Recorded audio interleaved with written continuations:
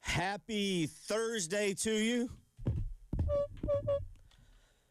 Some might say happy Scottish Open to you. It's the Scottish Open today. How about that? You guys fired up for that? Oh, yeah, totally. There's a Scottish Open. It's actually a very big tournament, yes. Yes, I would have liked to have gotten up this morning and watched it. It's kind of the prelude to it's not kind of. It is the prelude to the Open next weekend. But yeah, I've seen clips on Twitter this morning as I was just glancing at Rory McIlroy. Probably could have turned the TV on and watched that instead of looking at Twitter. But yeah, Scottish Open, big discussion today on that. Yeah, I said this yesterday because I truly felt the dog days of summer on Tuesday night. Okay. Because you had the World Cup games got over by like 6 or 7, whatever. So you didn't have any games that night. The Braves were getting blown out by the Pirates. It was the 12-4 game the other day, and I was just kind of looking around like, is there anything else on? Anything else I can dive into? And there was nothing. And I was like, yeah. It's the middle of July, all right. It's starting to feel like it now.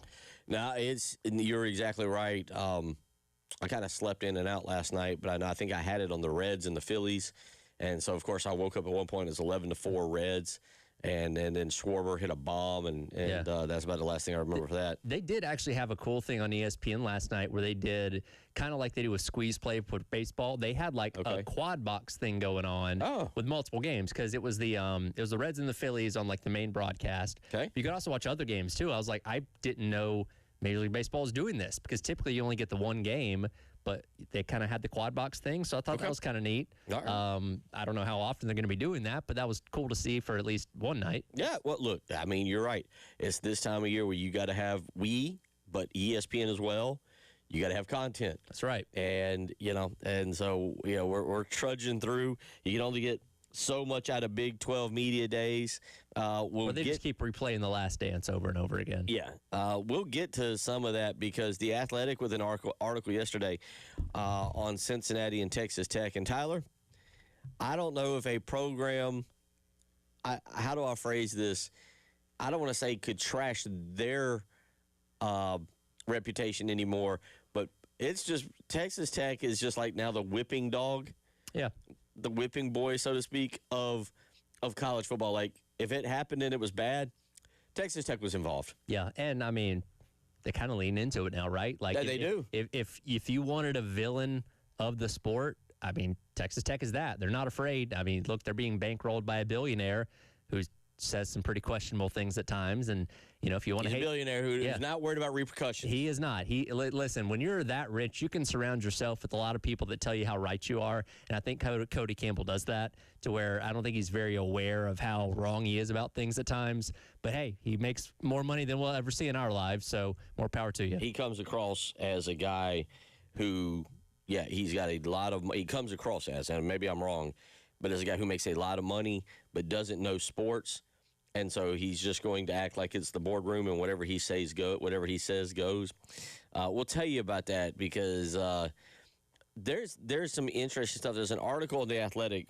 The Athletic spoke with Scott Satterfield yesterday, coach of Cincinnati, and the topic of tampering came up, and it pertained to Texas Tech and Brendan Sorsby and when contact was made.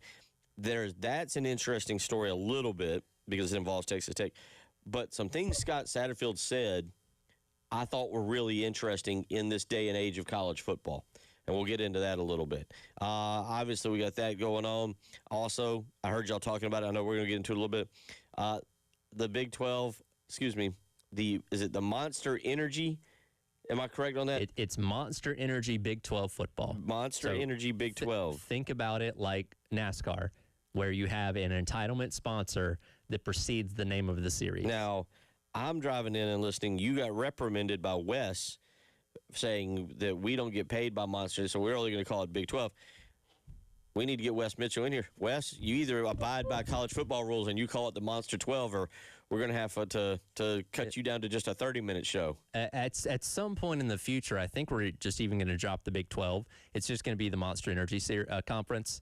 Or like that way you have no other choice but to call it, because and also the 12 doesn't mean anything anymore.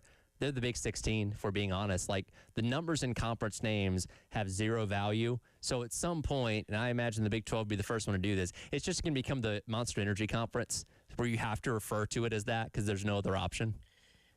Go ahead. I had seen that every school was only paid $1.25 million for Yeah, it, too. it's chump change. It's nothing. I'm like, are you serious? I mean, it's 1.25 you didn't have before, but in the grand scheme of things, that buys you half of a quarterback, maybe. Yeah. For a year. I was a little, so that's part of it. We'll get into that. Now, my favorite thing that I saw is that we're probably a year or two away from the, try and follow me on this. I got to make sure I get it right. All right, I think I got it right here. This is going to be a lot. It's going to be wordy. Okay. The Monster Energy Big 12 Championship featuring the Double Eagle Energy Holdings Texas Tech Red Raiders against the Crumble Cookie BYU Cougars. You're probably not wrong. And Double Eagle, that's Cody Campbell's company. That's Cody Campbell's, and BYU is... The Crumble Cookies literally prevented Kalani Sitake from leaving and taking the Penn State job. Yeah. That's how much power they have. So, again, that's... I don't know what it is. I figure it's ABC or whoever it is, the broadcaster comes on. And here we are at the Monster Energy Big 12 Championship featuring today's contest between, again, the Double Eagle Energy Holdings, Texas Tech Red Raiders, and the Crumble Cookie BYU Cougars. Have you ever seen the movie Idiocracy? Yes. With Luke Wilson, where advertisements are everywhere? Yeah. And like the one dude is like keeps bringing up Carl's Jr. It's like, why do you keep saying that? Because they're paying me money. Right. Presented by Carl's Jr. Presented by Carl's Jr. That's where we're headed. Yeah. That's where we're headed. Yep. So I had to make sure I had that right because that was very wordy. But again, that's where we're headed. So we'll talk about that as well. I tell you what, let's do this. I haven't done this. I don't know what the audio is. Okay. I don't know what we're going to play. I don't know what exactly is coming up here. But let's just play it because I feel I trust you. Kale, give me clip to start the show. Give me clip number 5. It says 58 days trivia. So I'm assuming we got a trivia question here. Oh, okay. All right. I can. Okay. Hold on that, Kale, because this was from the 11 o'clock hour. Did you listen to the whole show? I didn't. You didn't? Okay, so... No, I just called when I was coming in. Yeah. So every day I pose a trivia question to Wes and Chris relating to the days until kickoff. Right. Today it's 58. Yeah. I should ask you the question first to see if you're going to get it right. Okay. The sound clip confirms it, basically. Oh, okay. So do you want to know the question? Go to the question. All right. So in the past 10 years, South Carolina has beaten 5 ranked opponents at Williams-Brice Stadium. One of those games ended with that opponent missing a 58-yard field goal as time expired. Do you know what game that was? Past 10 years. Was Missouri ranked in the Thunderstorm? They missed a field goal. Give me just a second. Let me think. It's a ranked team. Ranked team, missed field goal. At home. And so I'm going to go Missouri. Kale, play the clip. And this is it. It's third down on the marker. It's the last down for the Tennessee Volunteers. Yeah, this is where you throws it deep, and I guess they're trying to field goal. The field goal here will be from 58 yards. I don't believe that. 58-yard field goal attempt. 47's a career long for Aaron Medley. Lines up off the right hash mark to tie it up at 24. Sabagai put it down. Medley kicks it up. It's low. No good. No good. No good. And the clock runs out. The Gamecocks have beaten number 18 Tennessee 24-21. 2016. Okay. Carolina beats number 18 Tennessee. Those are the Muschamp years. We all blacked those out. They were wearing all black that night. That was a Jake Bentley night. Yep. I can't remember if it was his second or third start of the season, but yep, they had that, and I think Rico Dowdle in that game. His first ever 100-plus yard game. Had a big game, and Bentley had a big run. Jake Bentley had kind of a crazy legs Jake Bentley run in that game that got a first down, I think on a fourth down play, and a 58. Is Is that the play where he was running and he was running so hard he just tripped over himself?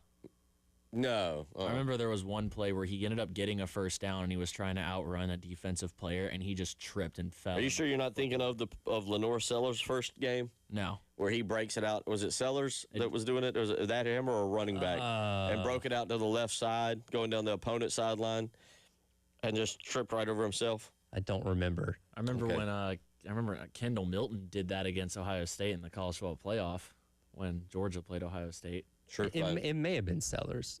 Maybe. Sellers, I can't remember if it was Sellers. Sworn it was it happened. It happened. The play that I'm thinking of, Sellers was in the game. I don't remember if Sellers was out in front blocking or if he had the ball. And now that I'm thinking about it, I think we ran some kind of reverse or something, and it worked, and Sellers was out in front, and whoever was running it, whoever had the ball, tripped into. I'd have to do a little research and go back. So, all right, so now what I'm really intrigued by is in the last 10 years, South Carolina has 5 ranked wins at home. Do you know what the overall record is when you did this? Oh, overall against ranked teams? Yes. I don't. I could have added it up, but I was just trying to get the number of teams they'd beat at home. 2 of those were Tennessee, obviously. I'd like to know the number on that just so we can kind of gauge, because I don't know if 5 is good or not. Mm-hmm. My initial thought is you play a lot of ranked teams. Yep. At home. But then again, I think you only play 6 to 7 home games a year. So that's 70. We'll just round off and make it a night. Well, let's say 60 because you played about 6 home games a year. I can get that number for you in the break here. It won't take me too long to count up. I'd be curious to know. We always talk about home field advantage, what it is, of course, how good your team is, and so forth and so on. I'm going to go with like 5-20. I'm going to go at home. At home, 5-20 maybe. I'm ballparking. I'm going to round it. I'm going to go with some nice round numbers. Okay, I'll get that answer for you on the other side. We'll get that. Yep, we'll come back. We'll get into a little bit of college football of South Carolina. Tyler poses the first some questions on the first 2 games. How are they supposed to look with it being cupcakes, and what are we hoping to see? We'll get into that a little bit. Plus, talk a little dynasty football. Greg McElroy talking about the Big Ten.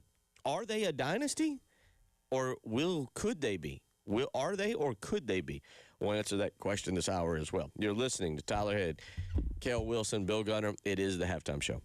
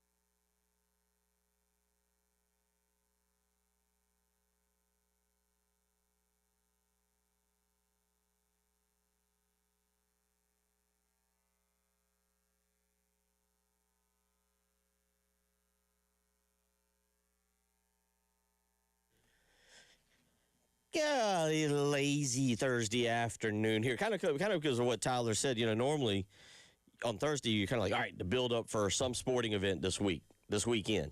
Last week it might not have been a sporting event. It might have been the 4th of July. Sure. But you're kind of like in a build up for it. Maybe it's a South Carolina basketball game. Maybe it's a football game. Maybe it's a baseball series. All these things. Maybe it's an NFL game that you're excited to see. Who knows? Maybe a golf tournament. In all seriousness, Scottish Open is really good, but it's played early in the morning. Sure. And plus, I get it. It's golf. Golf's still a niche sport.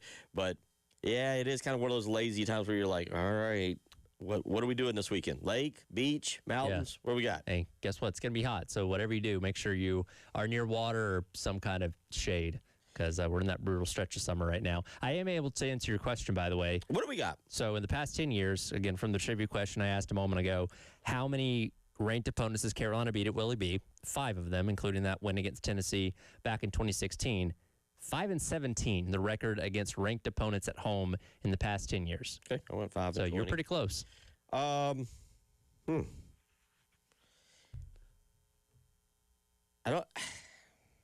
know what to make of that.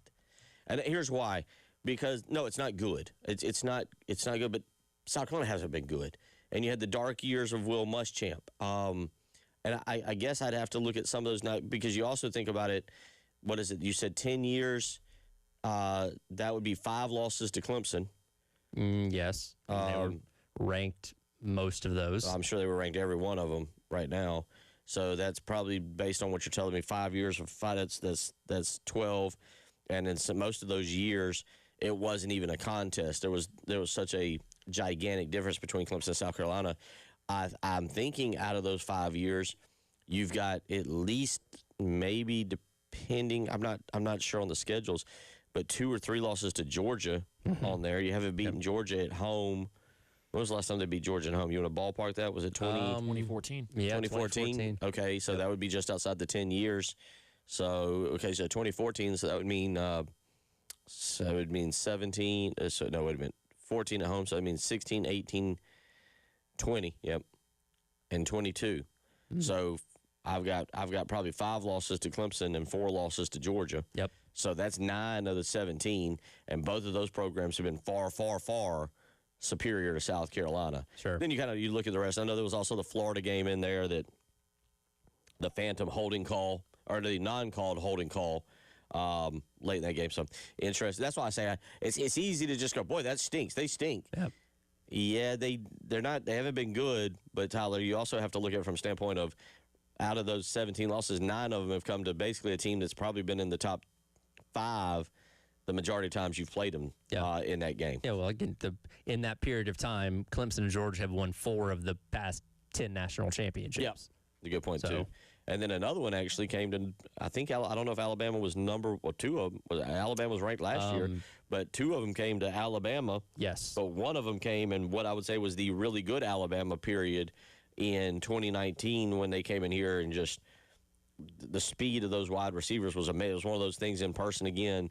I can't remember which one it was. They caught the slant and took off, but you were just so that's 10. So you see my point when I say I'm not sure how to take that, because it's one thing if you told me a bunch of the games are to like teams 15 through 25. Sure.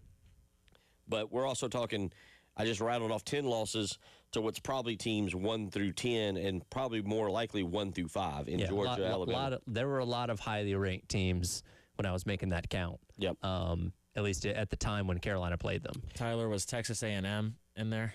I have a feeling 2 or 1 or. Yeah, there was a couple. I know South Carolina had a very long stretch where they didn't beat A&M. They didn't beat A&M for the first time until 22. Yeah. Yeah.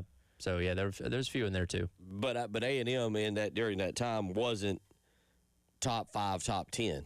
They weren't top 5, top 10, but I would say they were when they played, they were upper half of the top 15. Yeah, there were a lot of ranked games against A&M in the past decade. It depends on when you met them in the season. Like 2020, they were really good, and they were number 7 when Carolina played them. Okay. So yeah, that factors in there too. But you're right. Basically, about half of those 17 losses are basically to Georgia and Clemson. Well, yeah, like I said, I got 9 of them just thinking about it. So 803-404-6100. Well, we know that the season opener will not be against a ranked team. No, it will not be. Kent State comes roaring into town. So Tyler poses the question, how should that game look? What should South Carolina, if you're a fan, you go to the ball game, you should obviously be saying, well, we're going to win the game. But what should you be saying the game looks like in that victory? And the reason I ask this is because, as you know, Beamer goes into his 6th year, every time they open the season with a lesser opponent, there's always something, right? Like, okay, first game, Eastern Illinois, that was legitimately like the worst team in FCS. But from what I've been told, people weren't exactly... And repeat that. FCS, not FBS. But people weren't overly thrilled with how that game went. Next year, against Georgia State, you're trailing in the 3rd quarter, where you tack on a couple touchdowns and pull away. We all know what happened against Old Dominion a couple years ago. Like, Carolina has a history in the Beamer era of not exactly coming out of the gate, firing on all cylinders, even playing against lesser opponents. Well, that goes back to... when was it we talked about pushing your opponent around in the opener? And they didn't do that against Old Dominion, and obviously, as you just mentioned, didn't do that against Eastern Illinois and Georgia State. And so I think to answer your question, you're looking for an offensive line that pushes Kent State around. Now, that doesn't mean that South Carolina has a good running game. But in this particular game, because Kent State's going to be different than, the 9 other SEC teams and Clemson. But to me, that's where this all begins. I don't know what the defense does. I don't know what Lenore Sellers does. But when you run the football, is there a 2 or 3 yard, on most plays, a 2 or 3 yard push to where Matt Fuller or Christian Clark or one of the other running backs is having room to operate? Because that's been the most noticeable thing right off the bat. 3 out of the 5 years? Is that where we're right? Yep. Where South Carolina came out and just the offensive line, let alone pass blocking, but run blocking, they couldn't shove anybody off the ball. Right. And you're looking going, well, Eastern Illinois, Georgia State, Old Dominion, that's not, Tennessee or Florida or whoever else. Yeah, it's kind of one of those things that, and again, you got 8 quarters of basically tune-up football against these teams. We're not going to know for sure if the offensive line is going to be amazing and up to snuff of being in the best in the SEC, but we can pretty quickly figure out if they're going to struggle. Yeah, again, if they're not able to push these guys off the line in those 8 quarters between Kent State and Towson. Well, we've seen it so many times, and I'm not trying to criticize, but I do raise the question on Luke Day, and if your guys are not physically stronger. We've talked about this offense. Again, this is what I'm going to focus in on that game. Are you getting push on the offensive line? Yeah. It's one thing. Maybe they've got some kind of pass rusher. Maybe something's going on. But we go back to that South Carolina State game last year. And no offense to South Carolina State, but South Carolina should have been able to line up and average 4 to 5 yards a carry and have no problems, right? That's what you got to do. That, to me, is what I'm looking for in the Kent State game. I expect the defense to be fine. I expect them to be fine. I expect Lenore Sellers to be able to run the football effectively. Can South Carolina line up when they were going to run the ball with Matt Fuller or Christian Clark or, again, whomever, and turn around and hand it off, or however they do it? Are they opening holes? Are they pushing guys back?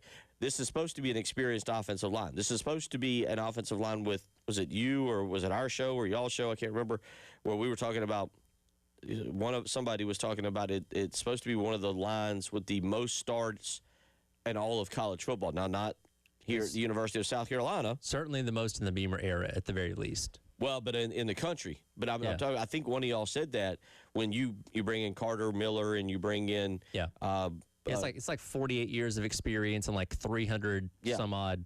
Or not 300. A lot of starts between the collective amount of guys. But it certainly. It has to be up there as one of the more experienced O-line rooms in the country. So, going back to that, that's what I'm looking for. That's the biggest thing to me is going against a Kent State team. Can you run the ball effectively without any problems? And again, now that doesn't mean we're going to come in here on Labor Day, on Monday, and be like, whoa, look out, this team can run. They might run for 300 yards. It doesn't mean we're going to come in here, or we shouldn't come in here, and start praising the running game and say all is fixed, all is well.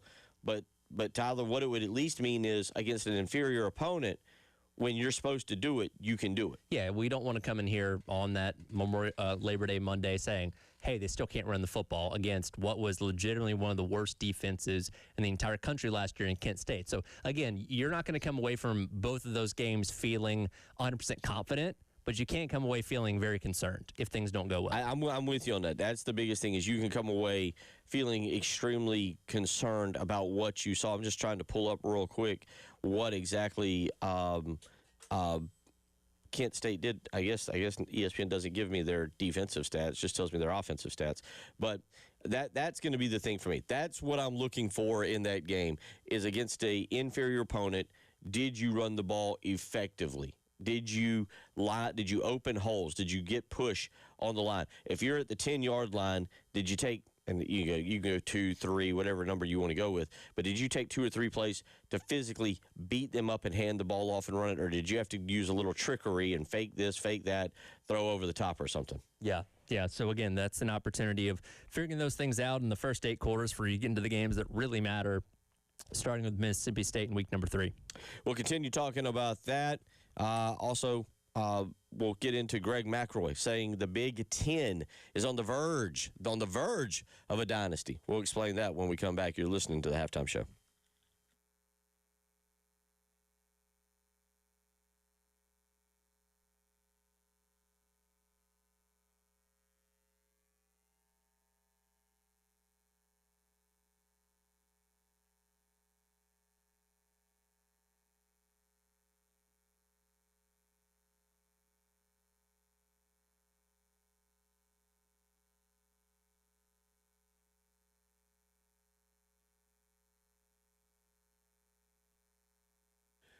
Bill Gunner for AAA Heating and Air. You know me. I've been around for about 10 years now. You know that I despise the cold. During the winter, I absolutely hate it. And then during the summer, I like to be cold. I got a feeling I'm like a lot of you. Well, AAA Heating and Air has made that possible for me. They came out about 5 years ago, put a brand new heating and air unit system in, and it has worked absolutely fantastic. And I'm telling you what, if you're in the market for a brand new heating and air unit or you've been thinking about it, now is the time to contact Roy and Dana Finley and the family that is AAA Heating and Air. With 15-year parts and labor warranty, you know that you're comfortable with anything that may happen. With guaranteed financing, you don't have to worry about your credit or trying to get qualified. And with 12 months, no payments, no interest, you know you can get that thing paid off and save a lot of money. So contact AAA Heating and Air today. Go to their website. Call AAAtoday.com. Again, that's call AAAtoday.com. Tell them Bill Gunner sent you.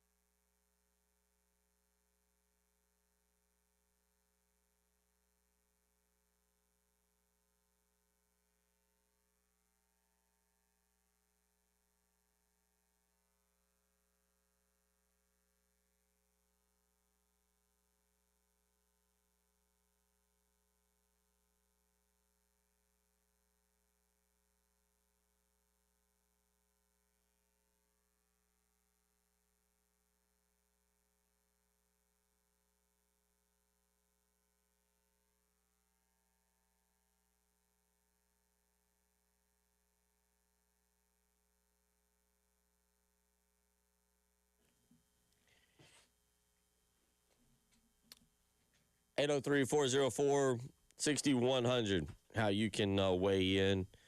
Hey, let me ask you this, because Kale was talking about an interesting fun fact that was, I don't know, fun. I don't know about interesting. You want something I don't know if it's weird. I don't know if this is weird, or I don't know if this means anything at all. I don't know how to take this fact, but I'm banking it off of Kale. South Carolina's 3 winning seasons, correct me if I'm wrong on this, have come, their 3 best seasons, have come when they've played a cupcake in the opener. Correct. As 21, opposed to 22, and 24. As to North. Now, they beat Virginia Tech, so you can't say, well, there was another loss. But it is interesting that when South Carolina's been able to open with a cupcake, and they didn't play well. Yep. But that things did seem to evolve to where they were at the end of the season. I did say, I don't know if this fan base's psyche could handle that happening again this year. Like, all right, you beat Kent State, but it's like 21-17, and it requires like a late touchdown or something like that. That would not be a fun Monday. I don't know. So to go back to your point, I don't know how we're all going to take this season, because you're going to look at it, and your natural assumption is going to simply be, well, they should be 2-0. Right. Well, they should be 2-0. Regardless, there shouldn't be any problem.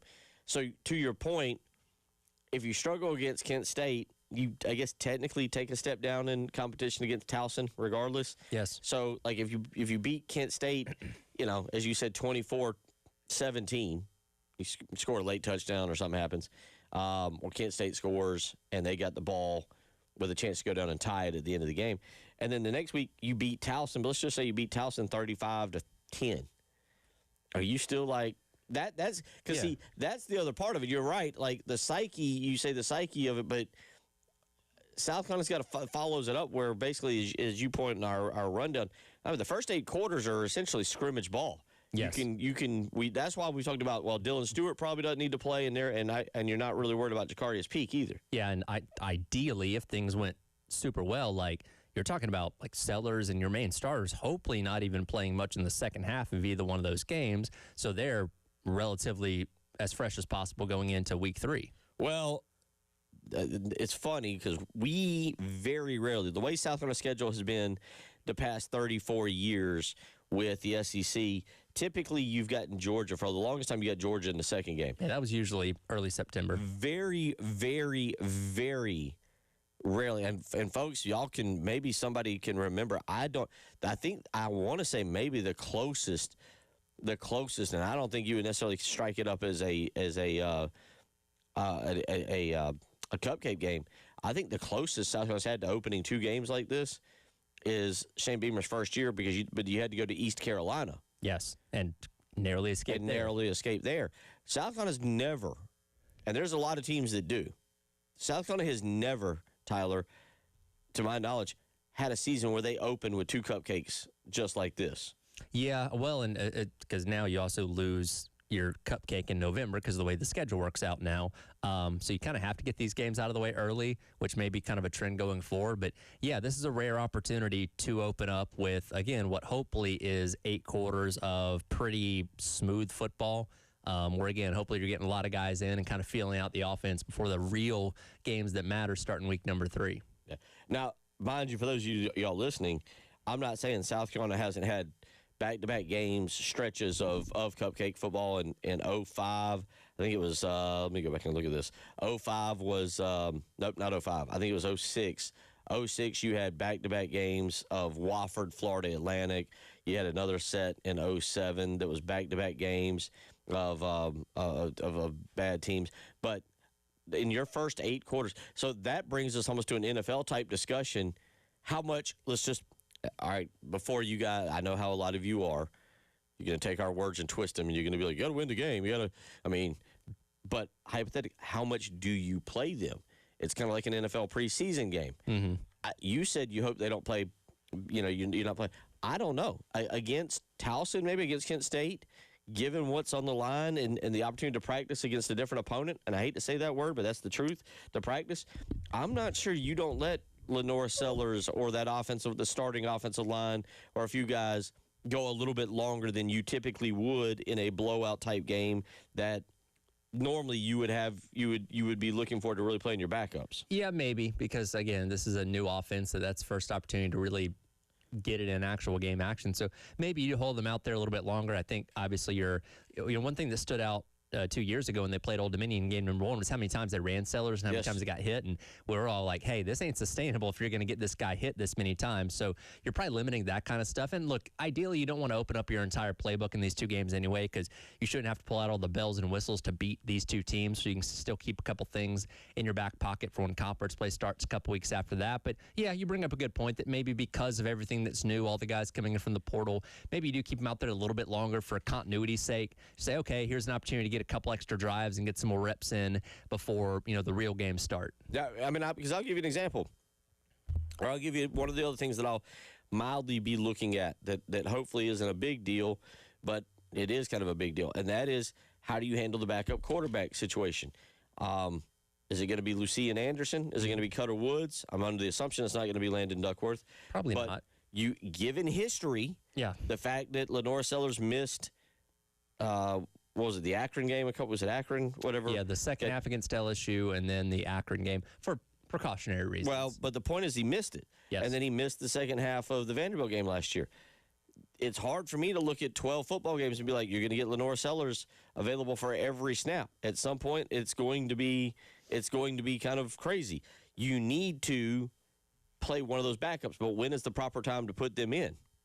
Yeah, it's a good question. And look, we have a little bit of a sample size of Cutter Woods, but it's not a ton. And Lucian Anderson is kind of the wild card coming here, though he is somebody with experience. So, yeah, there's a balance there of like, all right, we want to make sure we're getting enough reps on offense, but also want to make sure these guys behind him are getting valuable reps too, should we need them, because the chances of Sellers getting dinged up early in the season, based on the past 2 years, are high. You can say at any point during the season.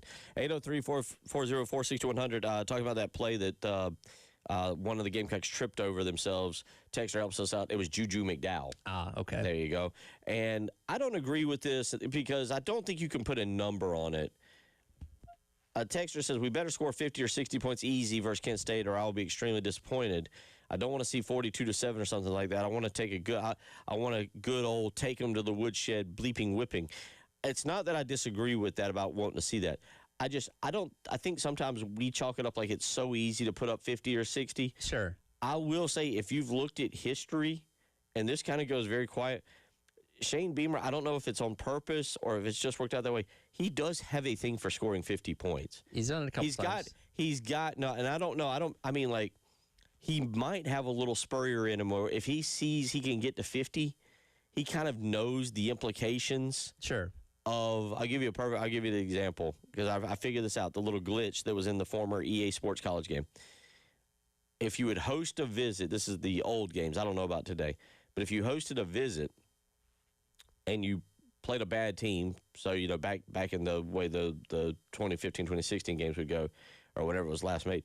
If you hosted a visit, what you would do is you would get all your visits on like a bad weekend, and if you could score 50, you would normally get all of them to commit. Okay, I didn't know that. It was a little glitch that I began to realize, and so any of them that played FCS Southeast played, no, I think it was Bowling Green or something, and how I noticed it, I noticed it because I beat Vanderbilt one time, and then I had 17, or I had a bunch of, and all of them committed. I was like, that's kind of odd. Yeah. And I did it the next year, but I didn't play Vanderbilt. I had played somebody else, and on the video game, I was like, oh. But yeah, 50 or 60 is hard. I'm not gonna be upset or disappointed. I would love 42-7. I'd take that in a heartbeat. I'll say this: if it's 31-0, and it's the defense is dominant, and South Carolina runs the ball, and because they don't, let's just say they don't pass it a lot that game, and they run it, and maybe you're not breaking off 20, 30-yard runs that speed up the tempo of the drive, but you're running it effectively, and then the defense is just dominant. Kent State comes out of that game with 100 or less total yards, and it's 31-0. I'll be like, that's a whipping. Mm-hmm. That's a whipping. And just one more point. I'll go back to 2000, I think. South Carolina beat Arkansas 27-0. I believe that day it was Rice Stadium. 27 doesn't sound like a lot. That was a whipping. The defense thoroughly dominated Arkansas that day. That was a year off of after a bad performance out in Fayetteville. We'll wrap up hour number 1 when we return. It's the halftime show.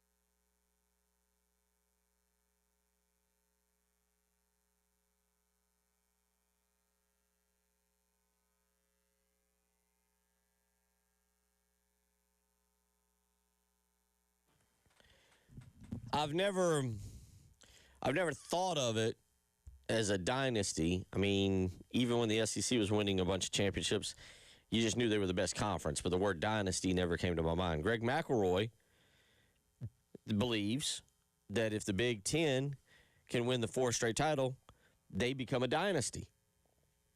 I would actually say the fact that they've won 3 in a row, if we're going to use that word, makes them a dynasty. Well, here's Greg McElroy. Is this yesterday? Yeah, on his or this week on his Always College Football podcast. Here's Greg McElroy discussing this. What if number 3? What if the Big Ten wins a 4th straight national championship? Now here's the run. Michigan in 2023, Ohio State in 24, Indiana in 25. 3 straight titles, 3 different programs, 1 conference. And a 4th would put the Big Ten in air that the SEC last breathed a decade ago. The type of stranglehold that stops being a hot streak and starts becoming a dynasty for the whole league. And the scary part for everybody else is that the ammunition is stacked. I have a problem with the word dynasty for a conference. Okay. That's my issue. I don't like, when I think dynasty, I think of a program. Alabama was a dynasty. That is one program that did a lot of the heavy lifting when the SEC was winning most of the national championships. But, like, I can't look at a conference and say, oh, the SEC is a dynasty. Like, no, it's successful, and they had an incredible run over a 2-decade period, but dynasty is just not the right word for it, in my opinion. Yeah, I'm with you. Dynasty is not the right word. And I'll also say this. I get where McElroy's trying to go with that, but he's late. He's late to the party. The Big Ten is the conference right now. The Big Ten in football is the conference. They are the kings. And the SEC has slid. But there's no other way to describe it. It doesn't mean the SEC is a garbage conference, and no offense, Big 12 and ACC, but it doesn't mean that they're on par with the ACC or Big 12. But there's a gap. There's a gap. It's the Big 10. There's a slight gap. There's the SEC, a large gap, and Big 12 and ACC. And for Greg McElroy to kind of say, like, well, they need to win one more. No. They've won 3 in a row. And the part that creates the gap, Tyler, is the fact that the SEC hadn't put a team in that championship game. Right. The SEC can't navigate. Remember, playing in the SEC and the bumps and bruises of every week are supposed to prepare you for the playoff. And maybe they did to an extent for Mississippi last year. Maybe they did. But the SEC has not been able to clear the college football playoff hurdle. No offense to Georgia. They're failures. They are failures. They have had opportunities. Now, there's been some reasons. Carson Beck got hurt 2 years ago, and you had to go with Gunnar Stockton. He couldn't quite get it done against Notre Dame. Last year, you played, I don't know, what do you think? One of the greatest games? It was a barn burner. I mean, you get one more stop against Ole Miss, and you're advancing through to the semifinals, and they're not. Like it wasn't like the Notre Dame game where it wasn't close. Yeah, I was going to say. But you didn't get there. Yeah. And the SEC right now, whether it's NIL or transfer portal or whatever it is not the same. And on the flip side of that, now these things obviously they come in waves, right? Sure. It's cyclical. Yeah. So, but no, this is where I think whatever he's going for on this is where I think Greg McElroy's wrong. The Big Ten's already there wherever he's trying to explain them to be there. You want to use the word dynasty? I don't agree with the dynasty word. I'm like you. But they're already there. They don't need to win a 4 straight. And I said this earlier that, in terms of like how do I define dynasty? And I said if you are, again, talking about an individual program, if you're winning like 3 titles in a 5-year stretch. So to your point, if we're going to go by that criteria, winning 3 in a row, again, I don't consider conferences to be dynasties, but still winning 3 in a row would qualify you if we're going to say, okay, you can use that word for a conference. Well, if you just put a team back in the finals, in the championship game, Ohio State, Indiana, whomever it may be, if they're just back, to me, again, all right, they didn't win the game, but I don't. So I disagree a little bit with McElroy on that. And again, the word dynasty is, I'm with you. When you talk about a whole conference, a little bit different, maybe not the same at all.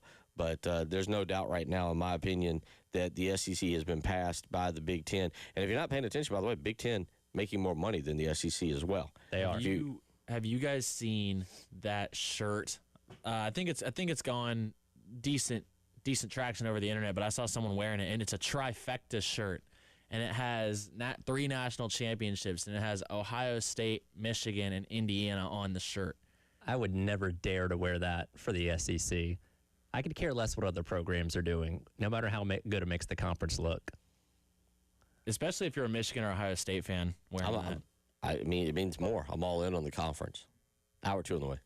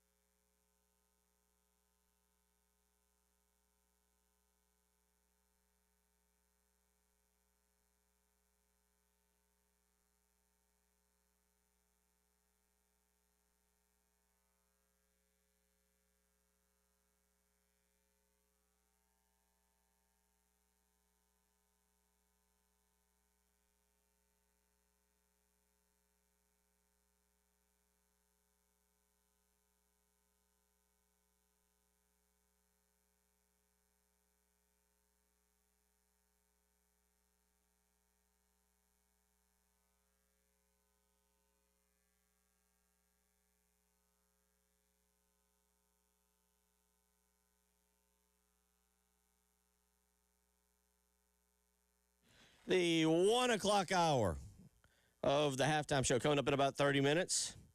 Our good buddy, Doug Turnbull, will join us. We'll get ready for this coming week. Where have you updated the standings? I need to update them. I'm doing that as we speak. I'm getting a little worried about you over there. Sorry. A lot of things going on. Well, no, not that. Oh, I like forgive me you for falling that. farther behind? You are falling. To my knowledge, unless things changed, you only gained 1 We're a point. second-half team, Bill. We're a second-half team. Second half. I'm in the middle of my halftime adjustments. We just crossed the halfway point of the season, so it's all up from here. Got us right where you want us. Exactly. You're falling into my trap. All right, good, because I'm not going to lie. I'm starting to see a path toward a champion. I think I fell behind 2 or 3 points. I can't remember. I had it looked up the other night behind Doug in the race there as I picked up 3 points and he got 2 out in Chicago. And what did you think of that race? We'll get in. I'm going to let you. It was good. No, it's kind of what I expected. I mean, the next-gen car race is really good at mile and a halves, which is what Chicagoland is. Multiple grooves, choose up tires a little bit. I thought it was a really entertaining race. Okay. All right. Well, we'll get into that a lot more with Doug Turnbull coming up later this afternoon at 1:30. 803-404-6100, how you can weigh in if you want to do so. Tampering in college football. I don't know if there's an article on The Athletic, and yesterday, now, Tyler, correct me if I'm wrong, because I did not see this discussed. It was discussed technically at the Big 12 Media Days, but it was a one-on-one interview with Scott Satterfield, the head coach at Cincinnati, who, by the way, is under investigation now, and The Athletic. Yeah, Chris Vanini at The Athletic. Yeah, this wasn't like something that was discussed at the podium when he was doing his presser. Like, this was a one-on-one conversation, so we don't have audio of him saying this. So, but he is quoted in there, and there's a lot in here. Here's the story, and then I'm going to go back and look at a couple of the points and get Tyler's and Cale's take. Here's the story on this. In the story, it talks about Brendan Sorsby at being tampered with at Cincinnati. Yes. And basically, Scott Satterfield, the head football coach, now this is one part of the story, is the fact that a head football coach is calling out another football team, and that's Scott Satterfield calling out Texas Tech and saying that during the season, Brendan Sorsby, now, this is funny, did he talk directly to Texas Tech, or was it back channeling? And I'll get into that. But you've got one coach now calling out another program, which we're starting to see become more prevalent in college football with teams wanting to stop this. But that's number one. Right. Okay. Because now what you get in first part of story is Texas Tech is turning into quite the dirty program. Yeah. Like I said, they're the villains of the sport right now. And it's being brought, again, everybody's coming after them. As the story goes, Scott Satterfield that Brendan Sorsby came into his office. They had a meeting with 3 weeks left to play. And Sorsby said, the way it's worded in the article is kind of funny because it's kind of like he'd narrowed it down. But he would wait until the end of the season to decide between returning to Cincinnati, entering the portal, or going pro. I don't know what his other options were aside from those three. Yeah, I don't know. What is option number 4? He's got them all covered. Yeah, it's like, all right, well, those are kind of the only 3 on the table there. But yeah, it seems like whether, again, it was an issue about him or the other side, there were conversations already being had prior to the season ending, which qualifies as tampering. Again, what does that mean in today's world of college football? Who knows? But my question from this is, and I know I think mentioned earlier on this week, because you had the thing this offseason with Luke Farrelly, Ole Miss, and Clemson, like, let's say Texas Tech was tampering. They were talking to Sorsby in the middle of October. Maybe they were texting while he was in class 2 or something along those lines. So what? It's not like they're going to get in trouble for it. Like we assume not. We assume not. But they assume not. Going back to the Farrelly thing, like Clemson had the best evidence anybody's had about tampering in quite some time, and nothing has happened to Ole Miss. So even if Cincinnati and Scott Satterfield can prove without a shadow of a doubt that Texas Tech tampered with Brendan Sorsby, do we expect something to happen? No. Let me read you the quote from Scott Satterfield again. This is him talking to The Athletic, so this is not like on the podium addressing the entire media at Big 12 Media Days. He said, we had already heard that schools had reached out, Texas Tech in particular had already reached out with 4 games left. Yep. Satterfield said. So we knew we wouldn't be able to compete financially with that. So we'd start looking for quarterbacks after the season. He, Sorsby, knew that if we tried to come up with the money to pay him, we're not going to have enough for other positions. Wished him good luck, and that was it. Now, that's the part to me about Texas Tech that you go, okay, this program, they're obviously never going to get the death penalty. We're not going to do that anymore. Sure. But Texas Tech is following the SMU model, which is now legal. It's now legal. But the SMU model of the early 80s, when they were bringing in Eric Dickerson and Craig James and all those players and essentially just paying them boatloads of money, and they were becoming really good, and they finally got caught, and we all know what happened, death penalty, so far, so on. Texas Tech has looked at that system and been like, it works. Yes. Follow that. Yes, and now you can legally do it, so you're not worried about the threat of a death penalty. And really, what penalty are you actually worried about at all? I mean, even the NCAA said in recent years they're kind of done with like taking away wins and championships. So let's say Texas Tech goes on and wins the national championship this year, and it's found out that they tampered with Brendan Sorsby. I mean, okay, they might ding him for a few bucks. But, like, is anything really significant going to happen that causes Texas Tech to be remorseful about doing that? No. To be quite honest, if I'm Cincinnati in this whole situation, I might be thankful that I'm not the one having to deal with the betting scandal, and might be thanking Texas Tech for taking some of the brunt of that and for getting him off their campus. But that's one part of it. And to me, that's the Texas Tech part of, like, look at this program. Look at what they're doing. Good grief. Watch out. 2, and what I find interesting in this is Scott Satterfield's omission, because I've said this, is Scott Satterfield's omission that essentially there's nothing you can do in this sport to stop it. And it is now a part of the game. Right. Just like any NIL or transfer portal or anything else, tampering is going to happen. This is what he says. This is Scott Satterfield telling The Athletic, tampering happens no matter how you finish the season for everybody. If you've got a good player, people are going to contact them. It's just how we live right now. Everybody's got agents, and the player never does it. They don't really talk to anybody. The agents do all the talking, and they talk to the GMs out there recruiting people. It's the world we live in right now, so there's nothing you're going to do about it. And so technically, to me, Tyler and Cale, how this goes about is not actually tampering. If you're not talking to the player, are you really tampering? Now, I know I'm playing fast and loose with the rules right now. Sure. But let's be honest. If a coach walks into a high school on a recruiting visit in November or October, and that high school has, let's just say Brendan Sorsby's high school, and that coach has a good relationship, the college coach has a good relationship with the high school coach and says, we got a quarterback opening next year. Brandon would look good in maize and gold in Michigan, or black and red, or whatever Texas Tech is. And then the high school coach calls up Sorsby and is like, hey, would you be interested in transferring? Is that really tampering? Not because really. You didn't. Well, I'm not saying it's right. All I'm saying is, let's draw a comparison to like the head baseball coach search here this past year.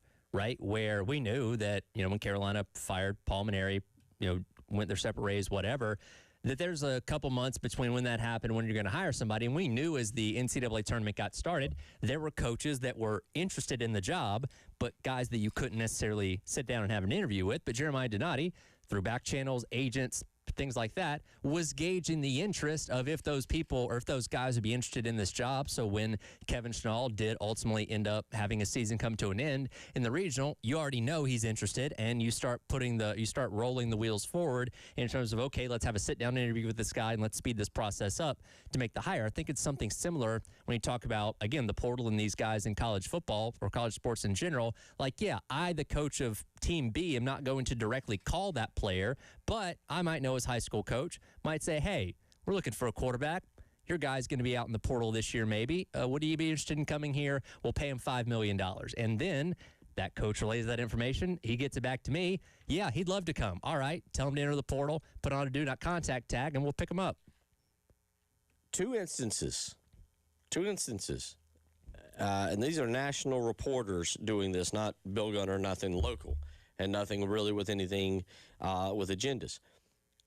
Go back to the Lenoris Sellers situation. And as that season is coming unglued, I believe it was Stuart Mandel, might have been, or one of Pat Forty or one of the guys put out that Sellers was going to be coveted in the transfer market and mentioned specifically Miami.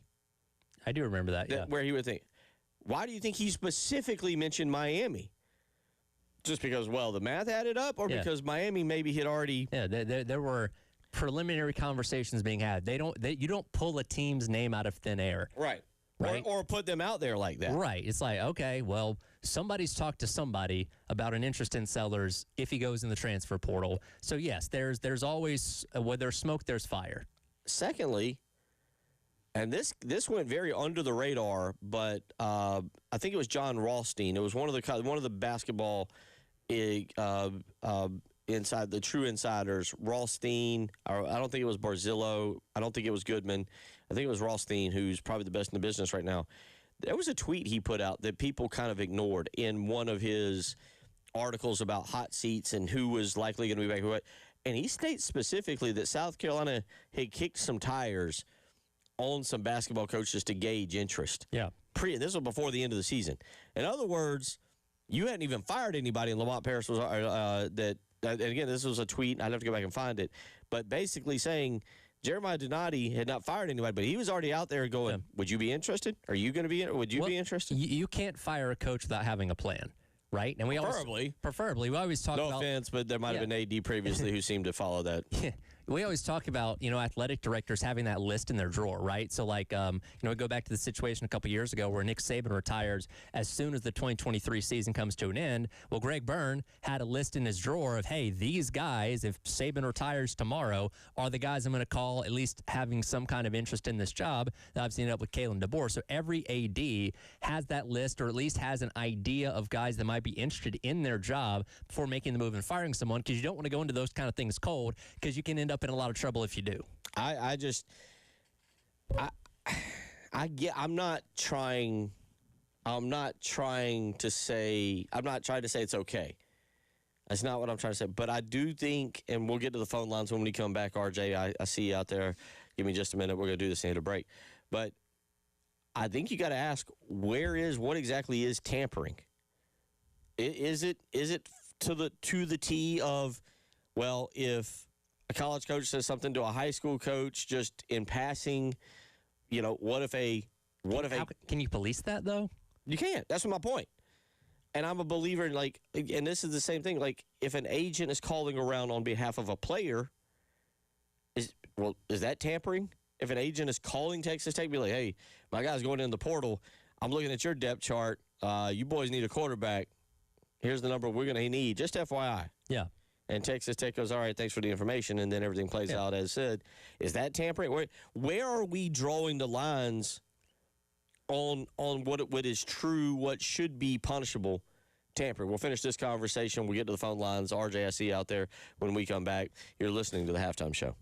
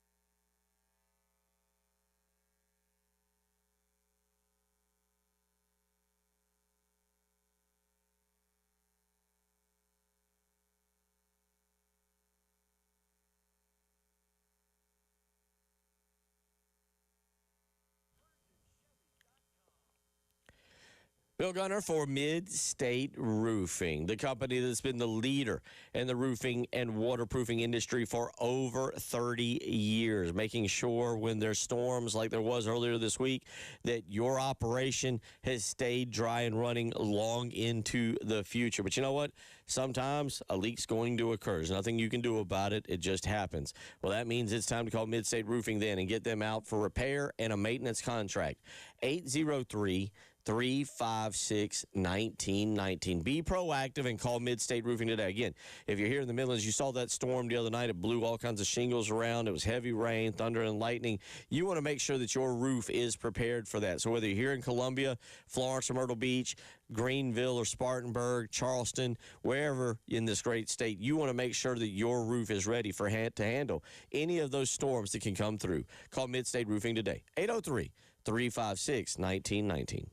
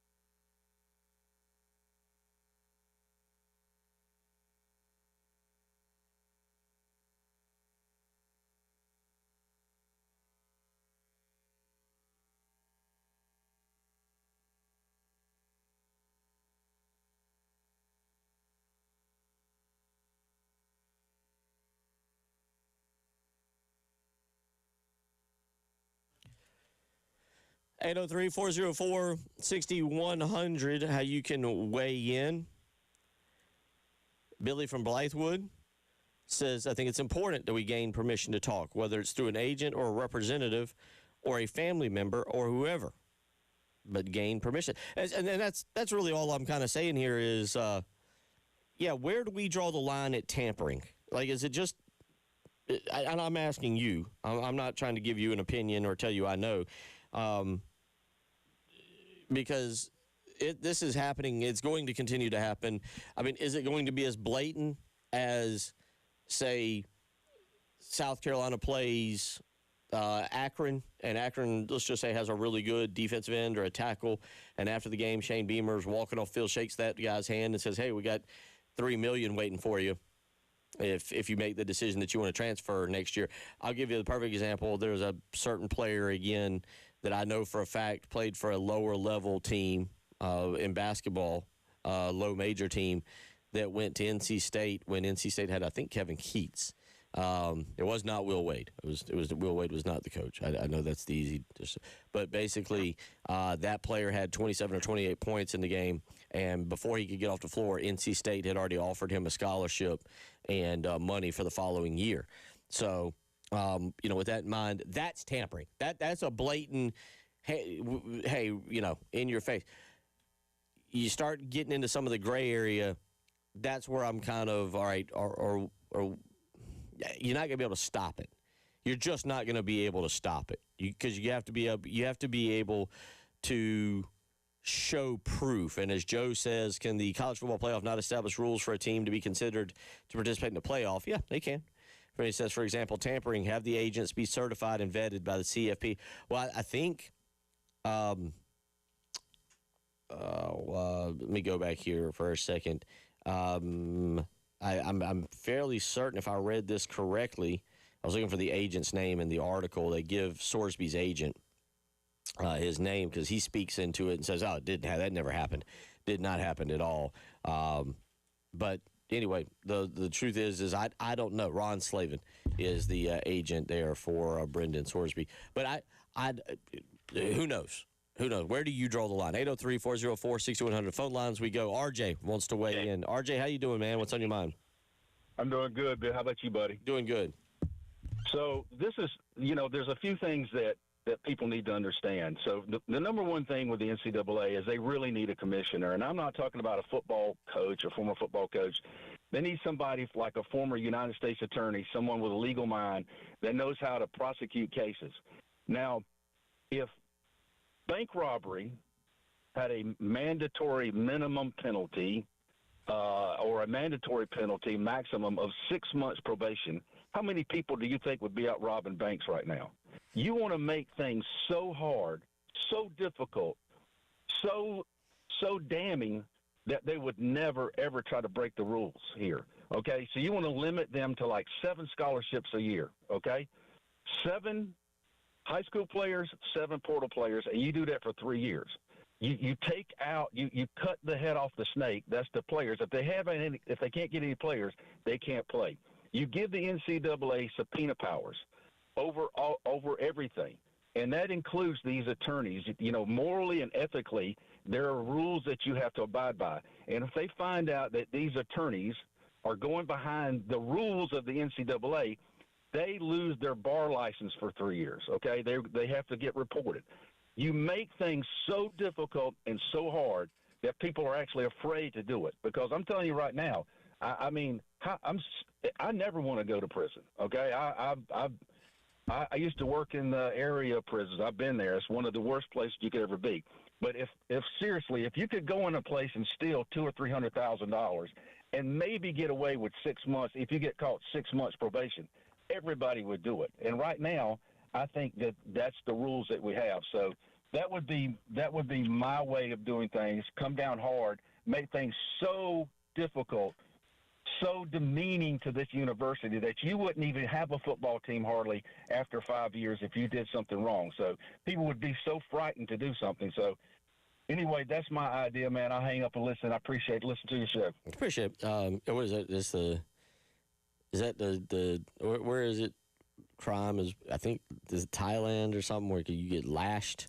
Yeah, and like their punishments are like extreme. Yeah. If you run a red light, you're like locked up for 10 years and they lash you like 1,000 times or something like that. Like, they go. Is that country? I can't remember. It's one of those in that area where, even breaking like the minorist law, especially if you're not from there, can result in like very extreme punishments. And he's right. Ideally, you want to make these penalties so severe, nobody dares even think about doing something like this. Unfortunately, because again, the thing you talked about there in terms of like, all right, if you're an attorney, you get disbarred or something like that. I don't know who bestows that power on the NCAA, because you can't just say like, all right, we're going to start enforcing it this way because you end up in court and losing those cases. Like, where that power given to them comes from, I have no idea. Well, I get what he's saying, but again, and I've been around it both in basketball and in football. It's almost like a different language, if you will, that nobody knows. It's almost so subtle that a high school coach. I mean, I understand what you're saying, but let's just say now a high school coach wants to act. Again, let's just use Brendan Sorsby. No victims here when we use him as the example. Let's just say Sorsby had decided he was going to transfer. Well, he doesn't go to his agent. He goes to his high school coach. His high school coach, who has to deal with college coaches because maybe he's got another recruit or two, and then that college coach again in turn is speaking with college coaches and says, "Oh, you need a quarterback? I got a quarterback." Now the college coach doesn't get specific and say, "I got a quarterback on my team," or "I got another one," but there's code. Yeah. I mean, like, you're just not going to be able to stop this. And I guess that's my point. And at that point, again, if it's the high school coach doing it, again, if it's the high school coach and the player doing it and not the school, and the school simply says, okay. Gotcha. See you hear you loud and clear. Yeah. Okay. And then when the kid goes in the portal, school goes, oh, man, he's talking to us. Throw out a number. Give him a number. And now we can really negotiate. I mean, it's just, I hope y'all see what I'm saying. Like, we're acting like Texas Tech is the villain, or the true villain. And they may be in this case. Look, Texas Tech is now a villain, right? Yes. But it can work so many different ways. And, RJ's talking about, well, what if it's the agent? Well, in this case, maybe it was the agent. That's who Cincinnati and Scott Satterfield have declared was the villain in this Texas Tech and the center. What if it's the uncle? What punishment does the uncle get? Good question. What if it's the trainer of a bunch of quarterbacks and a bunch of players? Just a trainer. He's not allowed to train for 5 years? No. What if it's the waiter at the player's favorite restaurant in town? I mean, again, we're being kind of ridiculous here, but these are avenues you could explore that go around potential. All right, if it's the agent or if it's the high school coach, like there's a million different people you can clue into this where you can get the answers that you want. And I mean, again, it can be very simple where the quarterback, Brendan Sorsby, again calls his high school coach or calls somebody else and says, "Hey, just get in touch with them and let them know I'm going to the portal." What if it's not a phone call? What if it's a conversation that has no paper trail that you can't track? Like, how do you crack down on that? And I hope y'all understand where I'm going with this, because again, you're like, well, do this. College football playoffs just set rules. And again, I get exactly what RJ's saying. He's not wrong at all. It's just this is such a dark, seedy. Hard. I'll tell you. And I could do 3 hours of a show talking about the underworld of especially 15 years ago when I was really in it, of college basketball and how operations existed there to make sure that players were taken care of and ended up at a certain school. And it goes deep. It goes deep. 803-404-6100. Speaking of going deep, I don't know how that can transition that to NASCAR, but they were in Chicagoland this weekend and it was really good. Yes, it was. They went deep. They had a good time. We'll talk about that with our good buddy Doug Turnbull when we come back. It's the Halftime Show.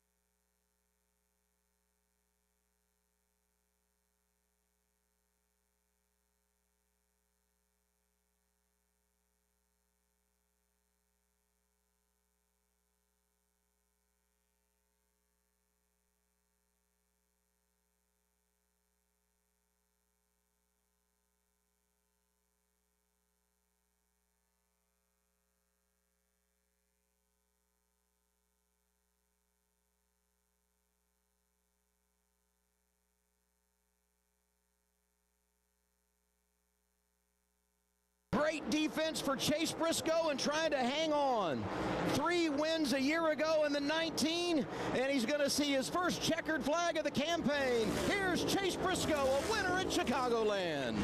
Let's go, boys! Awesome job! Woo! All right, welcome back into the halftime show. Tyler Head, Bill Gunner, Kale Wilson along with you here on your Thursday on the Game. That was called on Sunday night as NASCAR made its return to Chicagoland Speedway for the first time since 2019. And Chase Briscoe returns to Victory Lane for the first time this year in the 19 Toyota for Joe Gibbs Racing as we welcome in our guy, Doug Turnbull from the Performance Racing Network on the AAA Heating and Air phone lines. Doug, hopefully you had a good holiday weekend. And, man, we got treated to a pretty fun race on Sunday night. We did Sunday and Saturday night. It worked out well on Saturday with the O'Reilly race. I know we're going to get to Cup here, but because that race was delayed so long, I was able to go to a free Robin Thicke concert where I'm stationed in Chamblee, Georgia, and see the fireworks and walk home and see stages 2 and 3. All right, so I hate it for the Chicagoland fans or anybody that was staying in Saturday to watch the race, but it turned out I got to watch that and have a full July 4th. So, heck yeah, man, we'll take it. I got to ask, that's a name I hadn't heard in a while. How was Robin Thicke? Hey, man, it was okay. There were some long, blurred lines at that show, all right, that people getting their food and everything like that. But it was actually really good in the sense that don't worry about the hit song. That was at the end. It was great to hear, like, a really tight band and a good MC and Robin Thicke just work a crowd for an hour and a half. So it's pretty good for a free concert, too. Yeah, can't complain about that. And, again, made it home to watch at least two-thirds of the O'Reilly race there at Chicago on Saturday night. The win for Chase Briscoe, again, first win of the season for him, but continues a trend that has been going on all season as Toyota picks up their 12th win in 19 races. And we kind of knew, going into a place like Chicago, being an intermediate track, that was probably going to be the case again. We saw some speed out of like William Byron running up towards the front, but man, Toyota's just so hard to beat at these horsepower and downforce type of tracks this year. It seems like they're coordinated on every kind of track too, but especially this one as well, where you could just be in the gas longer if your car handles better, and I think that's what it was. But here's how. So first off, here's how good Toyota is. We knew Chase Briscoe was going to win at some point. It's never a given, but he showed by winning 3 races last year. If organizationally they're this much better a year later, it's a matter of time, and I think that's why Christopher Bell, whom he outdueled and Bell finished second, was so frustrated afterwards. Bell said a monkey could drive these cars and win them. That's what he said on TV, which I thought, if I'm Chase Briscoe, I'm upset. But what he was meaning is me, Christopher Bell, I'm upset with myself that I haven't managed to pull it off, even though I have a cracked left wrist. Okay? So in Briscoe's case, he has shown he has the race craft. And here's how dominant the Toyotas are. Chase Briscoe brushed the wall and he said broke his toe link and it knocked his steering off. And I was wondering, I didn't know that during the race, but every time they showed the camera facing Briscoe, it looked like crooked. And I don't know, maybe it's because his steering was a little bit crooked. I don't know. Secondly, Denny Hamlin, who pitted 3 laps after them, James Small won the strategy game. That was Chase Briscoe's crew chief, of course. It is his crew chief. Denny Hamlin pitted 3 laps after them on a green flag pit sequence. Stage 3 was green the entire time, by the way. All right, that made it a really classic organic finish. And Hamlin was starting to catch them because he had 3 laps newer tires after losing a bunch of ground. He got within a second, and then he brushed the wall, and he said that hit his toe link and helped his Toyota. So Briscoe won the race with a broken toe link. Hamlin's Toyota got helped by a bent toe link, and Christopher Bell in the middle of it finished second with a damaged nose after spinning Todd Gilliland on pit road. So I'm not saying they would have been 2 seconds faster, quote unquote, if they had been undamaged, but these guys are winning despite the mistakes. And if I'm the others, I would say this is dangerous. However, if I'm the others, I go, they're peaking early, right? I mean, because Hendrick is starting to get a little faster. Penske showed a little life in Chicagoland. You just got to wonder, will it last 36 races for Toyota? Let me, and Doug, you might not be able to speak too much to this because you're normally at the race. And the reason I bring this up is some discussion amongst the World Cup of next year, Netflix, or 4 years, Netflix, Amazon, all those want to get involved. Tyler, how have you, the back and forth, I'll admit, for the casual fan like me, I get more into it now because of what we do. Sure. With what we're doing. But how have you liked the coverage going back and forth between USA and Amazon and TNT, I think. They're in TNT stretch right now. What has been your take on that? Because that also leads into continuing the publicity of NASCAR and continuing to build the sport. Yeah, and I think right now we're in the middle of a really good stretch. Amazon Prime had their 5 races, and they do a phenomenal job covering the sport in the now 2 years they've been doing that. Extensive pre- and post-race that carries over into TNT, as well as it's a lot of the same people from the Amazon broadcast, and NBC does a really good job when they'll take over here in a couple weeks as well. But obviously you're seeing ratings, look really good for a lot of these races. And Doug, again, you and I have been watching racing for a long time, seen a lot of different TV networks come and go, but I think for the most part, I know there's some criticism of Fox and the way they handle things. I think some of the NASCAR coverage around the entire season is among the best it's ever been at this point. I think it's certainly, just with the technology, it can only get better and better. The one thing that people get upset with Fox is the one that's been there the whole time since the TV package radically changed in 2001, right? And they've been there. This is year 26 of Fox that they've wrapped up a few weeks ago. What people, so Fox, I think, sometimes gets criticized because it's kind of lulled it to the sense of what it's done. Whereas when you bring in Prime, this is year 2. You bring in TNT, they have legacy with NASCAR, but they've had a few years off. All right. And that allow, that extra energy when they have new talent, new technology, some new eyes looking at it. And the fact that in Prime's case, it's streaming, so they could throw out all the commercials and things like that, and they go a totally different playbook. That's what energizes the coverage. Also, with these broadcast partners, they demand certain things, and that's why you've seen the schedule have the fluctuation it's had with Chicago's free race, Mexico City last year, and this year, the San Diego street course at Coronado. The new partners, the more partners you have, the more demands they have. And sometimes that can be confusing for the viewer, to your point there, Bill, about toggling back and forth. But it also brings this infusion of like rising tide, like iron sharpens iron, if you will. And I think that's what's been going on. And I do not like that it's so hard to figure out, because in the summer you have 5 races of Prime and 5 races of TNT. And it's like, gosh, I just got used to one. Now I'm switching to the other. But it does happen right in a row.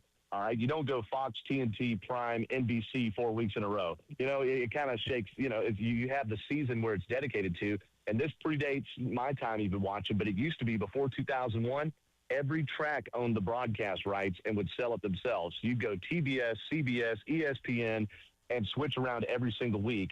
And NASCAR really kind of changed in 2001 when the package got more standardized. Yeah, I was actually about to mention that, Bill. Go back and find the 2000 TV schedule for NASCAR, and you're going to go cross-eyed with how many different channels you have to watch week to week because, again, the tracks had their own broadcasting rights at that point in time. We now head into Echo Park Speedway at Atlanta Motor Speedway coming up this upcoming weekend for what should be, once again, one of the best races of the entire season, as Atlanta has truly turned into the best ticket in town. This past weekend, I had the best finish with Ty Gibbs with his solid finish this past weekend. Bill, you came in second, and then Doug, you brought up the rear with your pick of Brad Keselowski. You two are tied for 47 points in the lead. I'm slowly catching back up with 39. We obviously know, Doug, this is a big wild card race. Anybody can run up at the front. Anybody can be in contention for the win. Obviously, you got to survive the big wreck if it happens. Who are you going with this weekend at Atlanta? Okay, this is tough, all right? Because I looked at the picks just a moment ago. I still have Chase Elliott, who's won twice and won this race a year ago, to pick this year. I've still got Carson Hocevar, who runs great here. But I'm going to go with your wild card thing because this guy almost won this race last summer, and he's been hot up until the last couple of weeks. He also gotten some beef and needs to turn things around if he wants this outside chance of maybe making the playoffs. I hope I'm not making a mistake, but I'm going to go number 38, Zane Smith. Okay, and look, the Fords are always really good and really fast at these type of tracks, and that is not a bad pick at all. All right, Bill, you're next. I don't know if we have enough time to get the answer. I've got 2 picks. I don't see him anywhere on the NASCAR side. Is Austin Hill running? Yes, so he's driving the now renumbered 8 car. So he's really good at this track, but it's with the secondary race, right? Yes. So he's the O'Reillys. Typically wins the O'Reilly race at Atlanta. But Bill, you picked Doug picked him for the Daytona 500. So you still have him on the board. Yeah. Let me Yeah, let me go with him. He has run really. He's won 5 of the other races. Yep. I'm going to tell you, I got to use one of these. I got to start. You've mentioned I got to start using them somewhere. So Sure. Yeah, let me go with him. You actually Georgia driver too, by the way, Winston, Georgia, and his his big sponsor Bennett is right down the road from Echo Park. All right. By the way, Bill, you stole my pick. I was going to go with him. All right, good job, Gunner. I'll go with somebody else that's a good speedway racer, though. I'm going to go with Austin Cindric in the 2-car for Atlanta this weekend. Oh, yeah. Doug, real quick, where are you going to be positioned for the broadcast this weekend? For sure. By the way, Cindric's second most points, Gen 7 air at Atlanta, I do believe, or close to that. I'll be at pit out. I'll have the third section of pit road. I don't know which drivers I'll have Sunday, but definitely going to be there Saturday and Sunday, and hope y'all can listen on PRN. Absolutely, man. We'll enjoy it, and we'll talk to you next week. Hey, it's an honor to be on. Thank you, guys. We'll come back and wrap up hour number 2, halftime show here on The Game.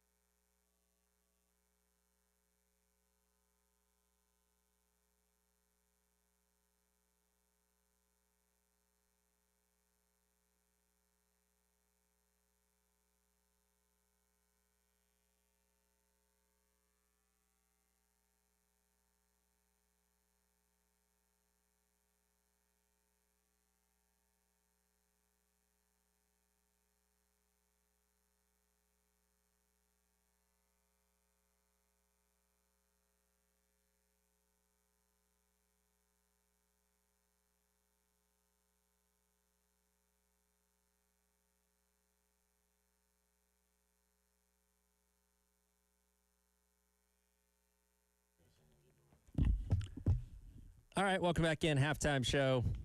Tyler, Bill, Cale Wilson with you on your Thursday here on the game.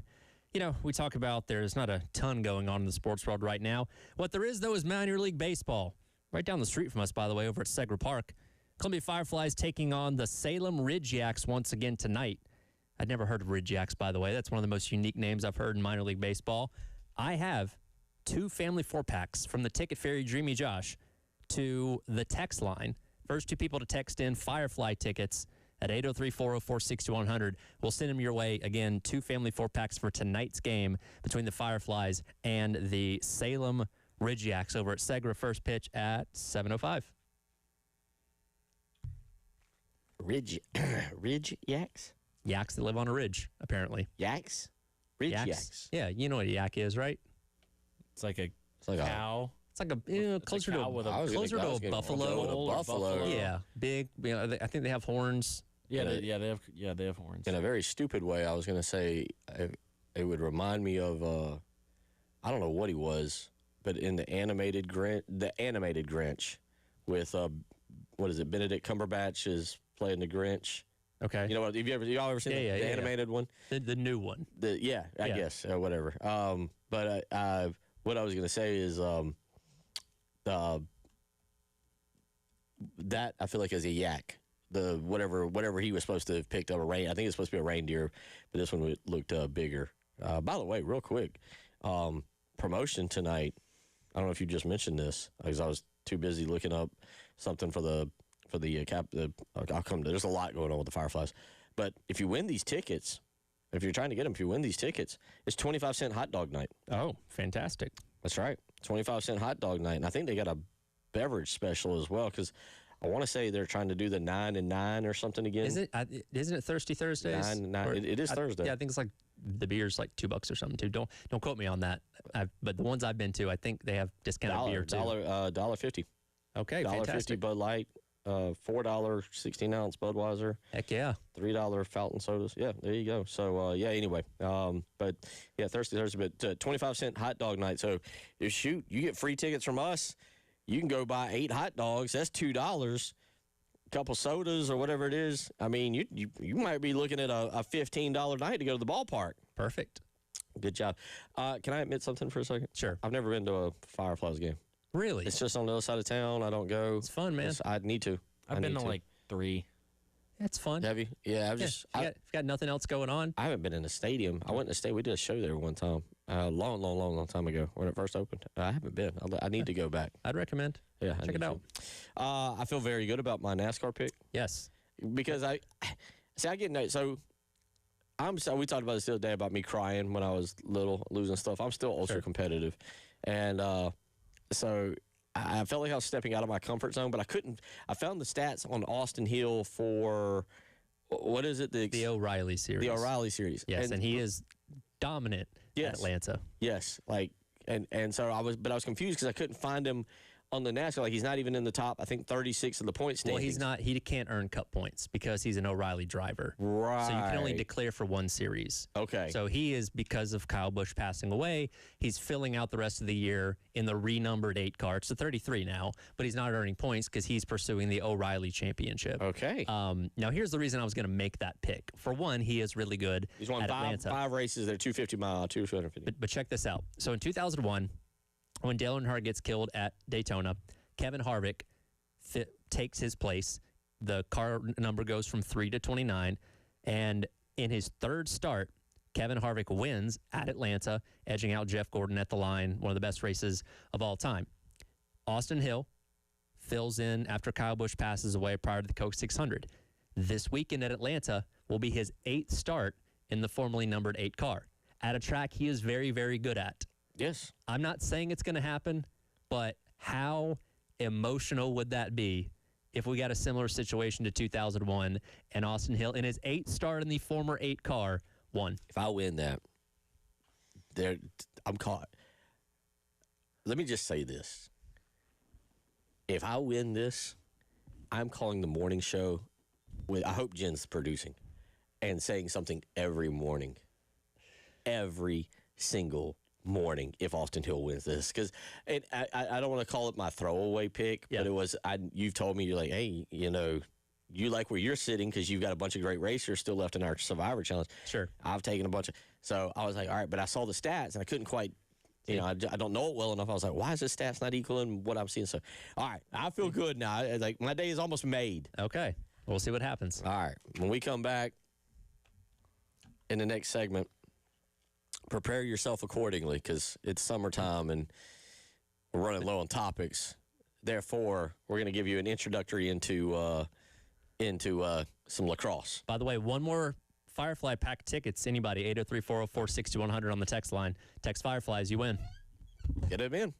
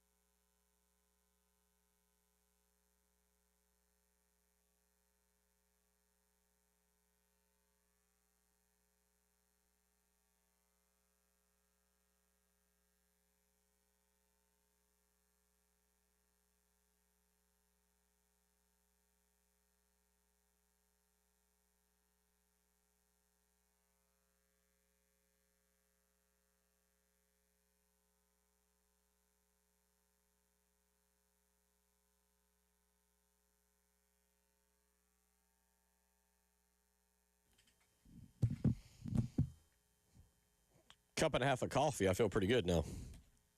You can ask these two guys. They weren't sure I was going to make it when I arrived. You've been taking advantage of our new Keurig that's been down here for the past week or so. We've always had a coffee thing upstairs, but obviously not feasible for us, right? With only a couple minutes in breaks. But yes, we now have a Keurig down here, so yeah, the coffee's been flowing quite a bit. Yeah, and unfortunately, the way my health is, I don't sleep great right now. To be one of the things that I look forward to the most when I get back to being healthy is getting on a regular sleep schedule. I mean, I hate to say this, I'm just like wide awake at 2 or 3 in the morning, just wide awake. So quite frankly, if anybody is ever having issues and needs somebody to talk to and just get stuff off your chest, you can contact me. But I've also watched way more Dateline Undercover Secrets than I would care to admit over the last, especially several weeks now as I've gotten into that. But yeah, so by noon, I've started getting into coffee in the afternoons. Plus, even worse, coffee maker at the house is broke. Oh. And I'm having to make a decision. I got a big decision to make. Do I just run over to the local Walmart, Target, Kmart, whatever, and purchase just a coffee maker? Because I had already been looking at doing this. Or do I completely upgrade? I thought it was time, around Christmas to upgrade my coffee maker, become a little more professional, get something a little more expensive. And I don't know, we all have different, you guys both are younger than me. We all have different things that we spend our money on. Some of y'all out there spend it on golf equipment. Some of you have to spend it on travel, baseball, or gymnastics or something. Well, I was looking in the area of $200 to $300 for an upscale coffee maker, and kind of justify that because if you go to Starbucks or you go to any other coffee place 4 days a week and you spend $7 at that's $32 a week, and then multiply that by 52. Oh yeah, adds up. You're surpassing 200 pretty quickly. But I was struggling a little bit, but now feel pretty good. Pretty good. Been a lot of fun. Thank you again to Doug Turnbull for joining us there and talking a little bit of the race this coming weekend in Atlanta. We're slowly, race 19 now? Yeah, race 20? So this weekend will be race 20, so we're past the halfway point. We'll have 7 more races to go until the chase starts. So, yeah, getting down to the nitty-gritty now. Now, right now, are we in, you said the chase, but are we in a match? We're in the middle of the bracket challenge. The bracket challenge? Yes. I didn't know what to call it. So I knew what was going on. I just didn't know what to call it. So starting 2 weeks ago at Sonoma, they took the top 32 in points and matched them 1 to 32, 31 to number 2, and it's been head-to-head. Now, the winner of this gets $1 million. It's not something that, is played up as much because, the drivers don't think about it. It's just kind of something like, oh, hey, I advanced, or oh, hey, I didn't. But much like March Madness, you can make a bracket. I don't believe there are any perfect brackets left because of how chaotic, things have been the past couple weeks. But yeah, they're kind of they're really trying to get the casual interest in the middle of summer when nothing else is going on. Like, hey, fill out a bracket, gives you a reason to watch 5 races to see who's going to take home $1 million at Indy in a couple weeks. I think you could do it. I'll say this. I'm all for that. I wish it was promoted a little bit better, or maybe it has been promoted and I've just kind of flat missed it. But I think that's a really cool thing to do. And look, in my opinion, golf, the PGA, and NASCAR could learn a lot from each other. Sure. Both have ideas that are horrendous. Both have ideas that are really good. Yeah. And I'll be honest, I think that one that you're discussing is a great idea. I'd love to see golf go to, for their playoff, for the end of the Cup, end of the year championship, go to and I think this is what they're going to do, go to a one-on-one matchup and play it out like the NCAA tournament and play it out over 3 weeks. Mm-hmm. And you come down and then, you have your big Sunday match on wherever. That's what I like to see. But that's really cool. So, but in Atlanta this week, 20 races go, but you said 16 to go. But how many to the playoff? So this weekend will be 7 because this weekend's the 20th. And then after the 26th race is the cutoff. Yeah. And then it's 10 races to the end of the season. So we've had a lot of fun with our NASCAR Survivor Challenge and Doug Turnbull. Are you learning more? Are you being forced to study up a little bit more? Well, I think that's what made me happy about my pick today. You ever do something and you're like, hey. Sure, hey, I'm getting the hang of this. We're kind of figuring it out here. Yeah. We're kind of so. Yeah, I truly am. So anyway, a lot of fun with Doug. Always and again, you can always catch him, Performance Racing Network. Where did he say he would be? So he's going to be at Pit Out. So he is in. I don't know if O'Reilly still sponsors it or not, but he's a pit reporter a lot of the time for the Performance Racing Network. So he'll be clued in, or he'll be listening to the scanners and team communication for a certain portion of pit road. So listening to strategy when pit stops are happening, he's going to be calling them live, and obviously he'll grab interviews when guys are out of the race and stuff like that. So I've seen him in action as a pit reporter. Very busy man during race day. I would imagine. So anyway, again, I always appreciate him joining us, and I always enjoy our segment with him. 803-404-6100. We'll get back to a lot of other stuff. I mean, we all know it. Slow time of summer. We're all counting down the days. I think it's 2 weeks from Tuesday, this past Tuesday, that Shane Beamer will speak at SEC Media Day. Correct. So we're counting down to that, and then things will really start to escalate. So right now, still a little bit of a dull period. And we can't get into a lot of NBA basketball with y'all if we want. There's a lot going on. But instead, Cale Wilson, our 6'7" producer, who I have discovered did not play for my buddy Ben Lee at River Bluff, nor did he play football in high school. But he's an athlete. He's a big boy. Big boy. I told him if he played in high school, they would have been drooling over him at camps. That's what look, as a former scout of both basketball and football, and I've had some really interesting times with the football. The basketball I knew. The football I had to learn. Like, you look for things, right? Sure. Like I give it, this is going to sound, I'm being serious. I'm not. So let's say I saw Cale, and I was taught this. Let's say I saw Cale at a football combine. Right? Yeah. Hadn't been heard of. Here comes in this rising junior, River Bluff High School. He's 6'7", maybe a tackle. And I was taught by one of the really good scouts in the industry, the first thing you look at is his calves. Okay. What is his calves? If he's got big calves, he's going to grow a little bit more, and he has strong, and then obviously, and this was serious, you then move to the kind of the lower body. Okay. The rear end, and so, okay, how big is that? And then you kind of gauge from there, and then you watch the athleticism. And that was one of the ways. It was very, very interesting in how some of these scouts for 24/7 Sports, like you could bring, Wes and Chris. I don't know what their role is in terms of ranking guys, but when they go to these camps, what are they looking for aside from just, wow, he's really fast? Sure. Wow, he can just out-jump everybody. Like, what is it that stands out that projects you to what you're going to do at the collegiate level? Yeah, it's really interesting. So Cale, anyway, but he's a lacrosse guy. Is that fair, Cale? I mean, I played it at River Bluff, so yes. Played lacrosse. The scariest lacrosse player the high school league's ever seen. 6'7", out there, slightly redheaded, running around. I don't know if I agree with you on that one. Okay, the slightly redhead. All right. But Cale, you wanna give us a lacrosse quiz and test Tyler and I for a second? What do you got? So, I mean, yes. So this comes from the fact that I did play in high school, and that I've been coaching the last 2 years, the B team helped coach the B team at River Bluff the past 2 years.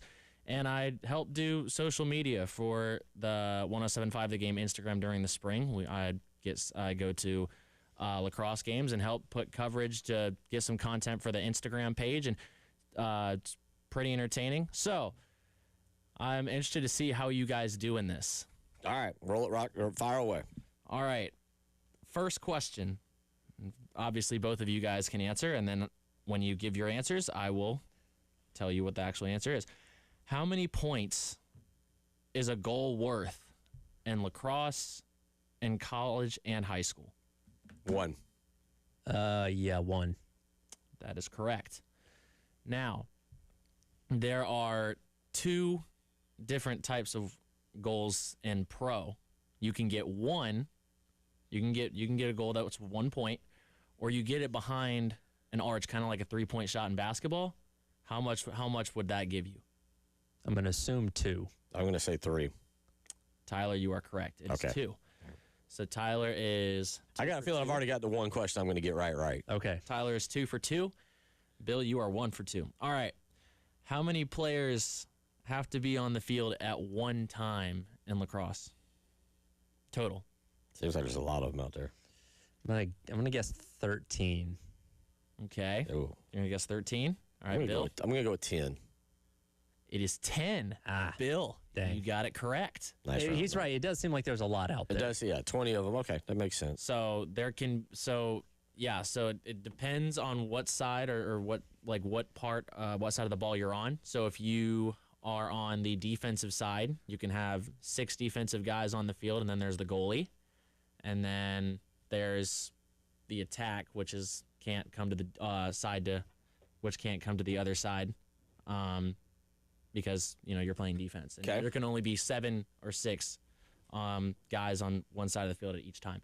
So next question: if you hit a player in the helmet with your stick, it's a penalty. What do you call the penalty? High sticking. No. I take that answer back. So hitting another player in the helmet with your stick. Correct. So if you're playing defense, the guy has the ball and you hit him in the helmet. Okay. I'm just gonna go unnecessary roughness. Okay, you're gonna go unnecessary roughness. Are you sticking with your high stick answer? I feel like high sticking can apply to a lot of different things. So no, I feel like getting hit in the head is something more specific. Yeah, I'll go with no, I don't know. Unnecessary roughness too is pretty widespread. It is a rough sport. Yeah, I'll go with high sticking. I'll stick with that. I can't come up with a better term. So it is called a slash. Okay. It's called a slash penalty. Fair. That's actually a really cool name. Okay. All right. Here's a little question. Here's the only thing here's one of the only questions that's not applied to rules that I'm going to ask you because it was on ESPN, so maybe you briefly saw it. Nope. Who won the college lacrosse championship this season? Seems like Tyler vaguely. I did. I actually saw. I remember seeing the highlights of this. I'm gonna guess Johns Hopkins. Bill? Yeah, it was something random. Let's see. I think Denver won the hockey. Denver won the national championship in hockey. So I know this because of again. They were random schools. Yeah, I'm going to go with the Johns Hopkins. Incorrect. Okay, you were wrong, Tyler. Princeton. Princeton. Well, like Johns Hopkins is typically good. Were they in the Final Four? We did the Final Four odds. I don't think they made the Final Four. I think they made the quarterfinal, or maybe they made the Final Four. They were in the mix. Yes, they were in the mix. It's a good default answer for lacrosse. Well, I mean, if they're not in the Final Four, you were way wrong. Well, I mean, they were. It's not like they weren't in the tournament. There's not that many teams that don't make the tournament. I was going to say, that's like, they're not in the tournament. Well, the 16 seed. It's like if I asked a random person to guess the national champion in college football between 2005 and 2020, and they guessed Alabama. That's not a bad pick. You may not get it right, but you're like, all right, I'm at least shooting in the right area. Okay, we got to look up how many championships John Hopkins has, and to see if that's irrelevant. If we'll allow that. All right. Okay. One more. You got time for one more. Okay, one more. Ooh. Okay. Do you have one more? Yes. Okay. I actually had 2, so I had to decide which one I was going to do. Yeah. Okay. In 2023, there were 38 high school lacrosse programs. In the state? In the state. Okay. Can you guess how many new programs have been created in the last 2 years? 18. Okay. I'm gonna go no, man. It's right. It's like taking over. I'm gonna go 30. 20. There have been 20 new programs in the last 2 years. By the way, in their entire history, Johns Hopkins has won 44 championships. It's a good pick. This is a good pick. Right. Yeah, this is a good pick.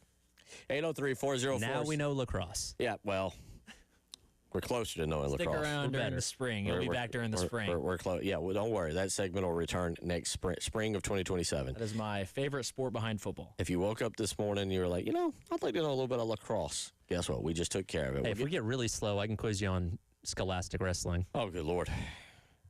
I'm going to drink more of this coffee, and we're going to come back for another segment. Talk some football. It's the Halftime Show.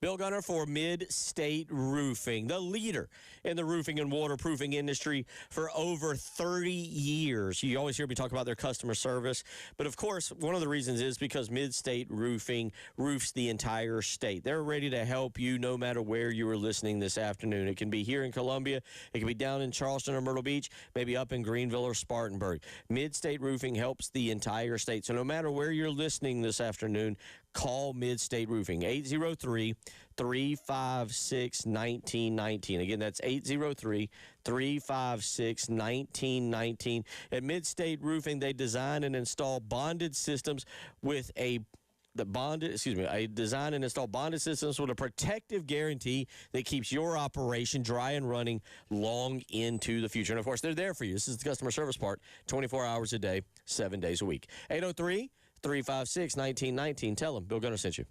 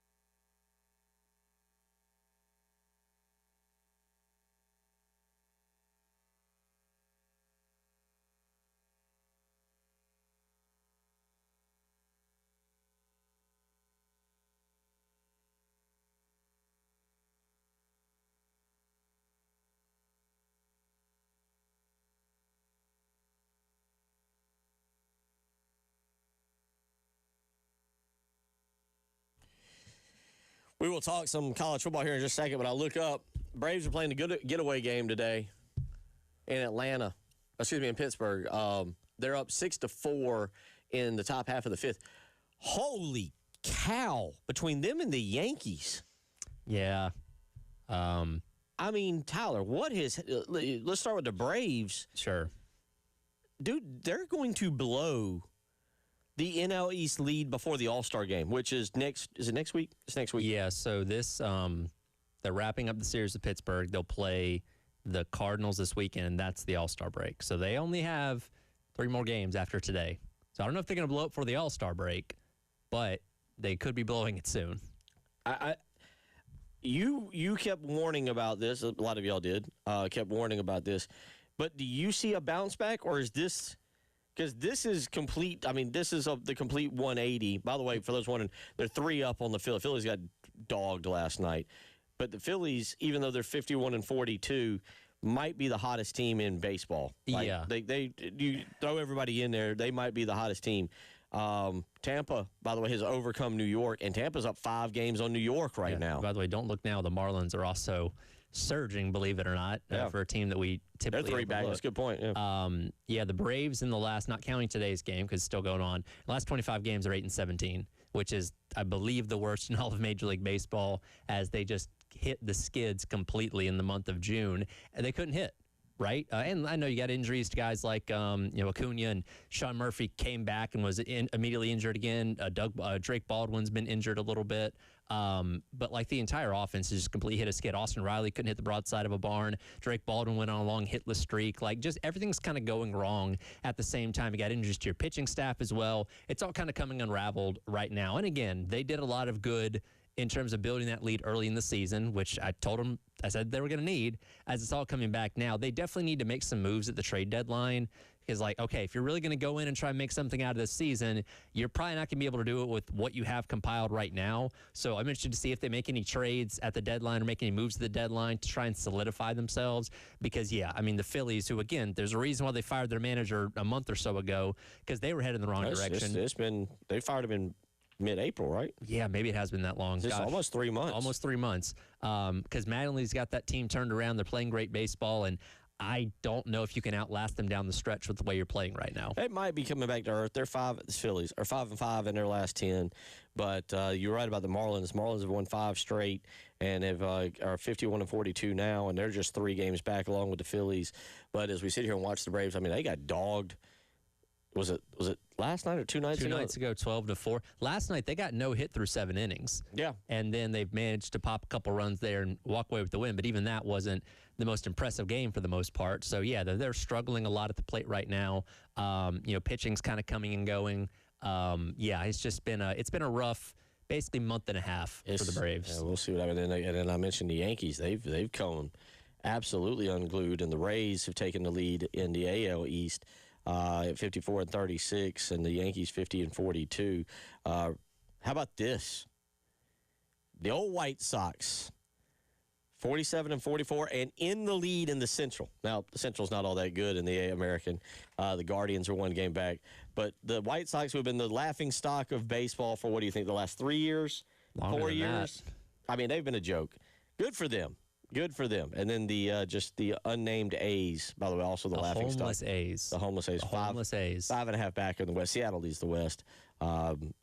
Texas a game or half a game back in that league. Just real quick, in the Central, the Brewers 6 up on the Cubbies, 58-34 to 52-40. And in the West, Dodgers have opened it up. They're wide. It was close for a little while. The Padres have fallen apart a little bit. Dodgers now 61-33 on the season. They've hit their stride, and they're 14 up on the Padres, who are 46-46. Yeah, again, we still got a lot of baseball left to be played, not even at the All-Star break yet, but, you need to be rounding into form as you hit the second half of the season, and unfortunately the Braves are going in the wrong direction. 803-404-6100, how you can weigh in if you want to. Again, talking about that All-Star game next Tuesday. And that game actually is in Philadelphia for 250. So it'll be a lot of fun. Oh yeah, was that done on purpose? I'm pretty sure it was. Was it? Okay. Yeah. All right. Pretty cool. Yeah, they that wasn't a mistake or an accident. Yep. So anyway, but we'll have that.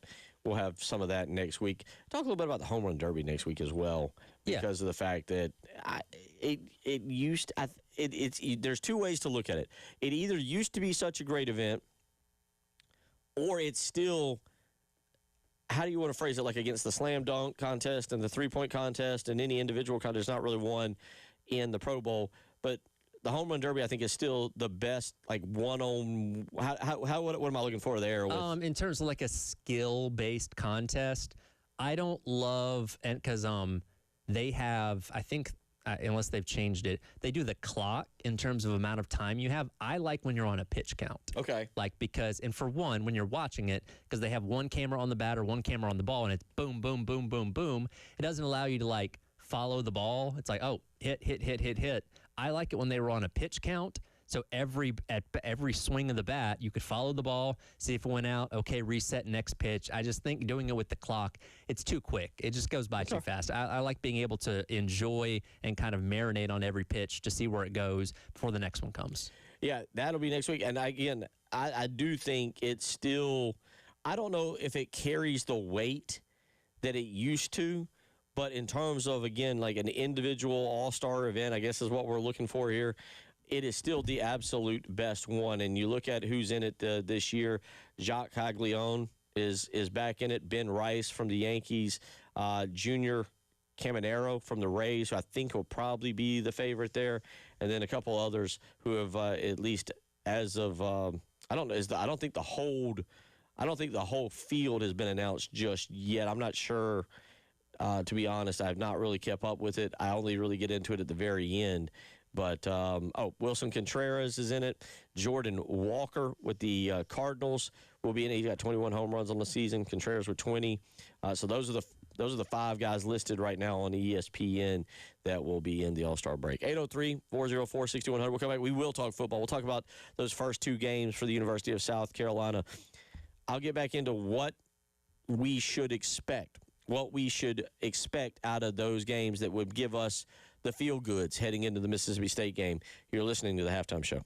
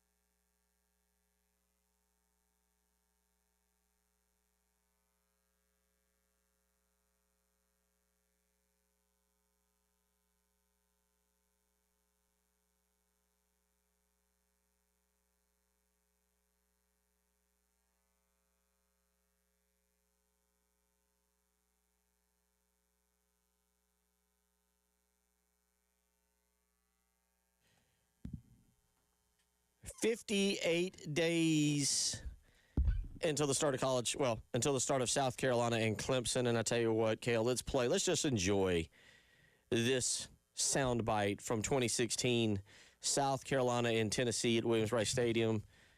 Let's take you back. And this is it. It's third down on the marker. It's the last down for the Tennessee Volunteers. Yeah, this is where you throws it deep, and I guess they're trying to field goal.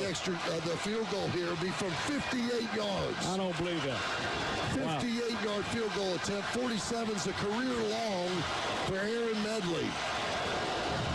Medley lines up off the right hash mark to tie it up at 24. Sabatai put it down. Medley kicks it up. It's low. No good. No good. No good. And the clock runs out. The Gamecocks have beaten number 18 Tennessee 24-21. That was a victory over Tennessee. That was really the first big victory for Jake Bentley and the Gamecocks under Will Muschamp. And I remember being there that night. And at that point, Tyler really thought, okay, maybe. My son asked me this the other day, and I'll admit, look, I love being right. I got to be right. All right, it's just I'm competitive, and I will. But sometimes you got to admit when you were wrong. Yeah. And my son asked me at the end of 2015, as South Carolina was looking for a coach. Who did you think then that South Carolina should get? It's easy now to look back and be like, well, they should have gotten Lincoln Riley, Lincoln Riley actually got interviewed. And I remember thinking, what a dumb interview. Why are we interviewing the offensive coordinator at East Carolina? He's like 32. Well, who knows if he would have had the same amount of success. If y'all do remember. Had he not already taken over to Oklahoma at that point? In 2015, he had not. I think he left the next year. Okay. And then took over Oklahoma. But, yeah. But you go back to then.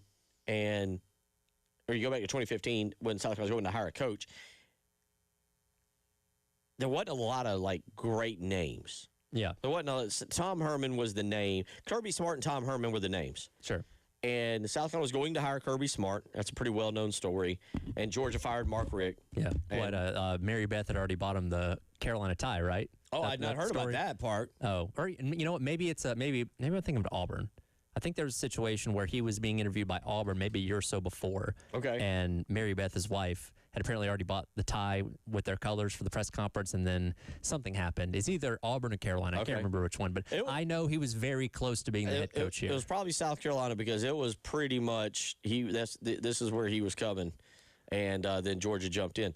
Tom Herman had fallen apart. I don't know if we'll ever know the true story of Tom Herman. There's a lot of rumors that Herman played South Carolina, that Herman was going to come, but when South Carolina lost to the Citadel, he was not interested anymore. Wasn't Rich Rod also in that conversation too?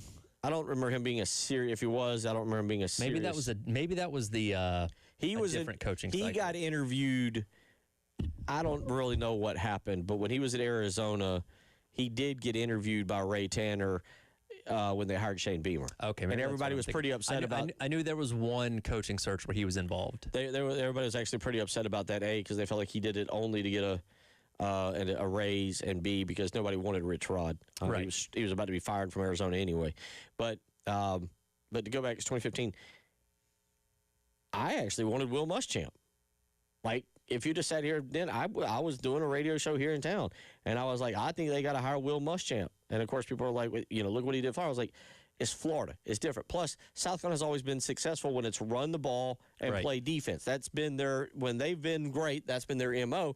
I think that's who you go with. And I was like, he can recruit really well. He's going to be a no-nonsense kind of coach. He did recruit well, and he was a no-nonsense kind of head coach. It didn't translate to victories. For whatever reason, I couldn't explain it to Austin last night or 2 days ago.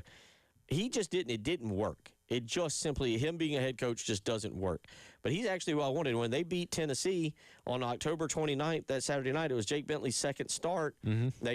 Dowdle ran for 127. Bentley threw for $167. They won 24-21. I was like, yeah, this is exactly what I'm talking about. You did what you're supposed to do. They held Josh Dobbs to just 12 of 26 passing. I was like, this is the start of an era. And then, of course, things didn't really pan out after that. That was the funny thing is when I asked Wes and Chris the trivia question, we were looking at the box score, and you go, Jake Bentley, Rico Dowdle, obviously Debo, Hayden Hurst. Like, man, you had so many dudes. Brian Edwards, so many dudes on offense, and outside of that game, the offense wasn't consistent, which is crazy. Offense wasn't particularly good that game either. But, yeah, you're Dowdle right. ran for like 127. You're right. Well, I mean, he had a good game. And Debo had 8 catches for 83 yards. But, I mean, that was the vast majority of your yards between those two guys. But, yeah, you're right. I mean, look, yeah, we're going down a different path. I was telling Austin at one point, you had a wide receiving group. You had an offensive group that had Hayden Hurst at tight end. You had Debo, Brian, Edwards, and Shi Smith at wide receiver. You had Bentley, who was Bentley's a very underrated quarterback for what he did. And you had Rico Dowdle in the backfield. And you got Bupkis. Absolutely Bupkis out of that group. Like, you got two dudes, one dude who became a star in the NFL, another dude, a career guy in Dowdle. Hayden Hurst and Shi Smith had a cup of tea. Like, you had a pretty good offensive group, and you got nothing. Sure. That requires a little work. Yeah. Well, hindsight's 20/20. Well, this year there's no time for that. You've got to get off to a good start. Here's what gives you the feel goods, in my opinion. Moving people off the offensive line, Tyler. Moving them off the offensive line has got to be able to move people at the line of scrimmage. And I'm not asking them to go all blindside and pick somebody up and ram them into the bench and into the wall over there. But South Carolina has got to have that game where, in the opener against Kent State, where you're like, wow, all right, I can pretty much guarantee Matt Fuller or Chris Clark's going to get a yard or two every run because we're pushing them back, unless there's just a breakdown, small breakdown. But you can't be even at the line of scrimmage on offense. Yeah, it's kind of one of those things that, as we said earlier, you're not going to be able to feel 100% confident that, okay, the offensive line issues are fixed by what happens in those first 2 games, but you want to see a large enough sample size or example of, hey, we're moving guys off the spot. We're able to be more physical than this team. This can be the identity of this team going forward. Because, again, if you're getting pushed around by Kent State and Towson, if they're making Lenore Sells run for his life, if your running backs are getting hit the second they get the ball handed off to them and, are only averaging 1.5 yards per carry, it's going to be a really long season. Again, you can't make yourself feel perfect about those situations coming away from game number 1 and game number 2, but you can't make yourself feel concerned if it's not good enough. If you can't do it, if you cannot do it against Kent State, there's going to be no reasonable expectation, because who cares what you do against Towson? There's going to be no reasonable expectation that you can do it against Mississippi State, Kentucky, or Arkansas, let alone the actual big boys that are Oklahoma, Alabama, so forth and so on. So, that's why I think you look at that game, because what you're hoping is that game is the jump-off point, the starting point. Maybe they're not great, but you look at it and you go, okay, they didn't get pushed around. They didn't have that many blown assignments. They didn't allow people to get to Lenore Sellers. Another thing as well that unfortunately plagued us last year, if you're in those first 2 games and between the 2 games you have like 7 pre-snap penalties, you're concerned, right? Like, that's another area you want to see cleaned up because of how bad it was this past year with snap infractions and false starts and all those kind of things. Can you be efficient enough to get to the snap before things start happening? Is another thing I think a lot of people are looking for in those first 2 games. I'm with you. I mean, there are things that I think we all know are not going to be perfect. And again, one thing about this offensive line, Tyler, and I don't know how we will take this into account when we watch the game. We're going to be under the assumption that there will be no Jacarius Peak. Probably not. Who is supposed to be the foundational point of your line at left tackle. Because you shouldn't need him for these 2 games. So let's say they struggle. Do you just chalk it up to that? Or do you go like, oh, one guy's not going to make that much of a difference? I think it depends on where they struggle. Okay. Right? Like, if it is, I don't know who the backup left tackle would be, but if it's that guy getting run around, like, all right, not great, but he's not going to be the guy that's going to be playing the majority of those snaps when Pete comes back anyway. If your other side of the offensive line is crumbling, if you're having situations where Carter Miller at center is letting guys by without touching them, then you're concerned. But if it's just at left tackle, then you can say, all right, that's something that can be corrected when you get your guy back. I don't think you worry about the defense. I don't think. I could be wrong. you know you're probably not going to have Dylan Stewart or have him on a limited capacity. It just sounds like they're going to hold him and make sure he's 100% healthy when you get to conference play. Because kind of going off what Tyler Head said, you shouldn't need him. You shouldn't need him for those 2 games. No, and I want him to be as healthy as possible for the games that matter. I will say this. You're all right. You shouldn't need him. But I will say if you're to rank the positional groups and then you split tackle and edge, you take Stewart away, edge becomes the biggest question mark and the one where I don't know who steps up. It might be Julian Walker, incoming freshman. Maybe they put Kelby Collins out there. Maybe it's somebody else. I don't know. And so y'all say, well, you shouldn't need him. You're right, but at the end of the day, like at least a running back, I don't know. I'd say, I don't have a lot of Matt Fuller and Christian Clark are unknowns. For the most part. They're unknowns, but at least I kind of feel confident. I mean, you look at the defensive end position, correct me if I'm wrong, there's nobody with even any true production, to say, yeah, all right, that guy probably can do it. At edge? I mean, you got some from Caleb Herring at Tennessee. What'd you get? I forget his total stats. Let me look it up. Look it up. Yeah. I am extremely optimistic about Julian Walker because I obviously playing football in college at the D1 level, especially in the SEC, is a lot different than playing high school football. But his film, he just looks like one of the most dominant forces I've ever seen online. The only lineman I've ever seen that's competed with him in the games I've watched was Nate Carson. Yeah, Herring had 4 sacks last year at Tennessee. So I mean, I don't know. But he realized there was a lot of guys that were in that room last year. So Coleman. You at least have something there. No way, he was at Penn State. So I don't know. 803-404-62100. We'll come back, wrap up the program. It's the halftime show.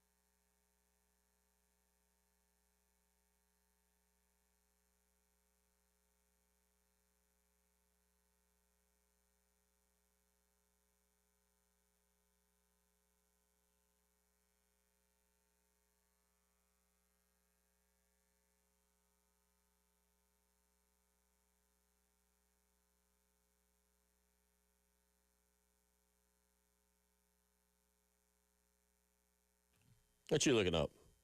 Your Phil Steele magazine over there, your $26 Phil Steele magazine. Diving into his thoughts on the wide receiver room, actually has them valued higher than some may think. Yeah, I heard y'all talking about the rankings for the positional groups. Yes. And he had, Phil Steele, in his magazine, has them as the 16th best running back group in the SEC. So technically it's tied for 14th, but yeah, it's 3 teams tied in last place with Carolina, Arkansas, and Mississippi State. And I thought, like, you know, here we obviously have heard a lot about, like, hey, Matthew Fuller's doing this and doing that. Reason to be optimistic about Christian Clark after his 100-yard game in the Citrus Bowl. But if you're Phil Steele, who's looking at everything, you know, from a holistic view of the conference and all of college football, you don't have enough to go off of. You have some production from Matthew Fuller, some production from Christian Clark, a guy in Jabri Coleman that transferred in with basically no college stats, not a whole lot with Isaiah Augusta or Jawarn Howell. I understand how he got to that point. Now, that doesn't mean they're going to be the worst unit in the league. Right. You just don't have enough, if you're making a preseason prediction magazine, to warrant saying, hey, I think this is going to be the 8th best unit in the SEC or something. Well, Phil's pretty analytical, right? Like, yes. He's got, it's numbers based. And if you're going on numbers based, I can't imagine that there's anybody returning a running back room with less production than South Carolina. It's got to be on the lower end, and this is a year in the league as well. You know, one thing that stood out to me last year when it came to at media days when we make our preseason all-SEC teams, there's a lot of running backs I just didn't know enough about going into this year. Now, we learned that Ahmad Hardy was phenomenal. We'll see how he recovers from the gunshot and all that he suffered this offseason, but Kwan Lacey's coming back, Jaden Ball at Florida, Nate Frazier at Georgia. Texas goes out and gets 2 of the best running backs in the portal. Like, you have a very running back heavy SEC this year where cracking into that top half in production is going to be very tough. No, you're exactly right. But I heard y'all talking about that earlier. Y'all were rattling off names. Jaden Ball at Florida is probably the most underrated, I think. Maybe I just don't hear him talked about enough, is maybe the most underrated guy out there. Let me ask you this regarding South Carolina. On Gamecocks 247, I believe it's Gamecocks 247. They have, I really probably should have checked that first before I call somebody out without verifying. It's on one of the 2 websites, and I saw it yesterday. Let me just make sure it's, from Hale McGranahan. He says the sound of silence. Nick Harbor heads into 2026 with minimal hype. Yes. And it starts off with Nick Harbor's coming off the best season of his college career, and national conversation about him is barely above a whisper. I understand why. He doesn't need he was better last year, and he ran really fast far downfield, and they connected, but he's still got a long way to go. Like, I can understand why he's not getting any national attention. Well, and look, Nick Harbor's the classic example of a shiny object, right? Where he comes into college football not as a 5-star wide receiver, as a 5-star athlete, as we said 10 million times. But most people outside this bubble don't pay attention to that. Like, hey, it's 5-star kid playing wide receiver. He's supposed to go out there and be the next Julio Jones or something along those lines. At his size, too. That's a good comparison. At his side. And he hasn't been that in his college career. We know here locally it's a development thing. It's something that's come along slowly because he's only been playing this position for 3 years now. But I think the collection of college football public has forgotten about him in a lot of ways. Like, he's just a bust, hasn't panned out. You know, he's okay, but he's not great. To where, he's not getting the same hype he's gotten in the past couple of years. He'll probably still be top of Feldman's Freaks list whenever that comes out. And I don't know, I haven't looked at his video game ratings, but he's probably like still 99 speed. But for the most part, this has been the same conversation each and every year. I think a lot of people have been like, that Harbor guy, he's just not. He's not all that great. He's not all he's cracked up to be because they just look at him as a 5-star that's not getting 1,000 yards. Yeah, this goes back to what I've been saying about Nick Harbor. He has improved with every season. His career actually is fairly impressive from that standpoint. Yeah. But unfortunately for him, he came in with 5-star status, and when South Carolina's had elite wide receivers come in, they've risen to the occasion most of the time, and had 50, 60, 70 catches for 800, 900, 1,000 yards. And Harbor was not that guy the first 3 years. Now, can he run the quick slants? Well, we saw him running, a hook kind of pattern last year against Texas A&M, catch it and just explode through the defense. That's what it's going to be. How many routes can he run? How do they utilize him? That's the fun part of the Kendall Briles offense that we don't know about, and that I'm really interested. We go back to what you expect out of the first game. How much do we get of the Kendall Briles offense in the first two games?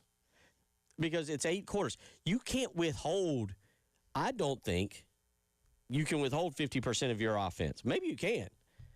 Yeah, I think you see somewhere in the neighborhood of like 70 to 75% of it. Okay. Just because these games count, but like you hope you're not having to break out all your bells and whistles because these are games you should win handily. All right. We're out of here for the day. Kale, excellent work. Thank you for all the lacrosse knowledge. We're smarter today because you've been here. Thanks for letting me be here. Yeah, well, somebody had to do it.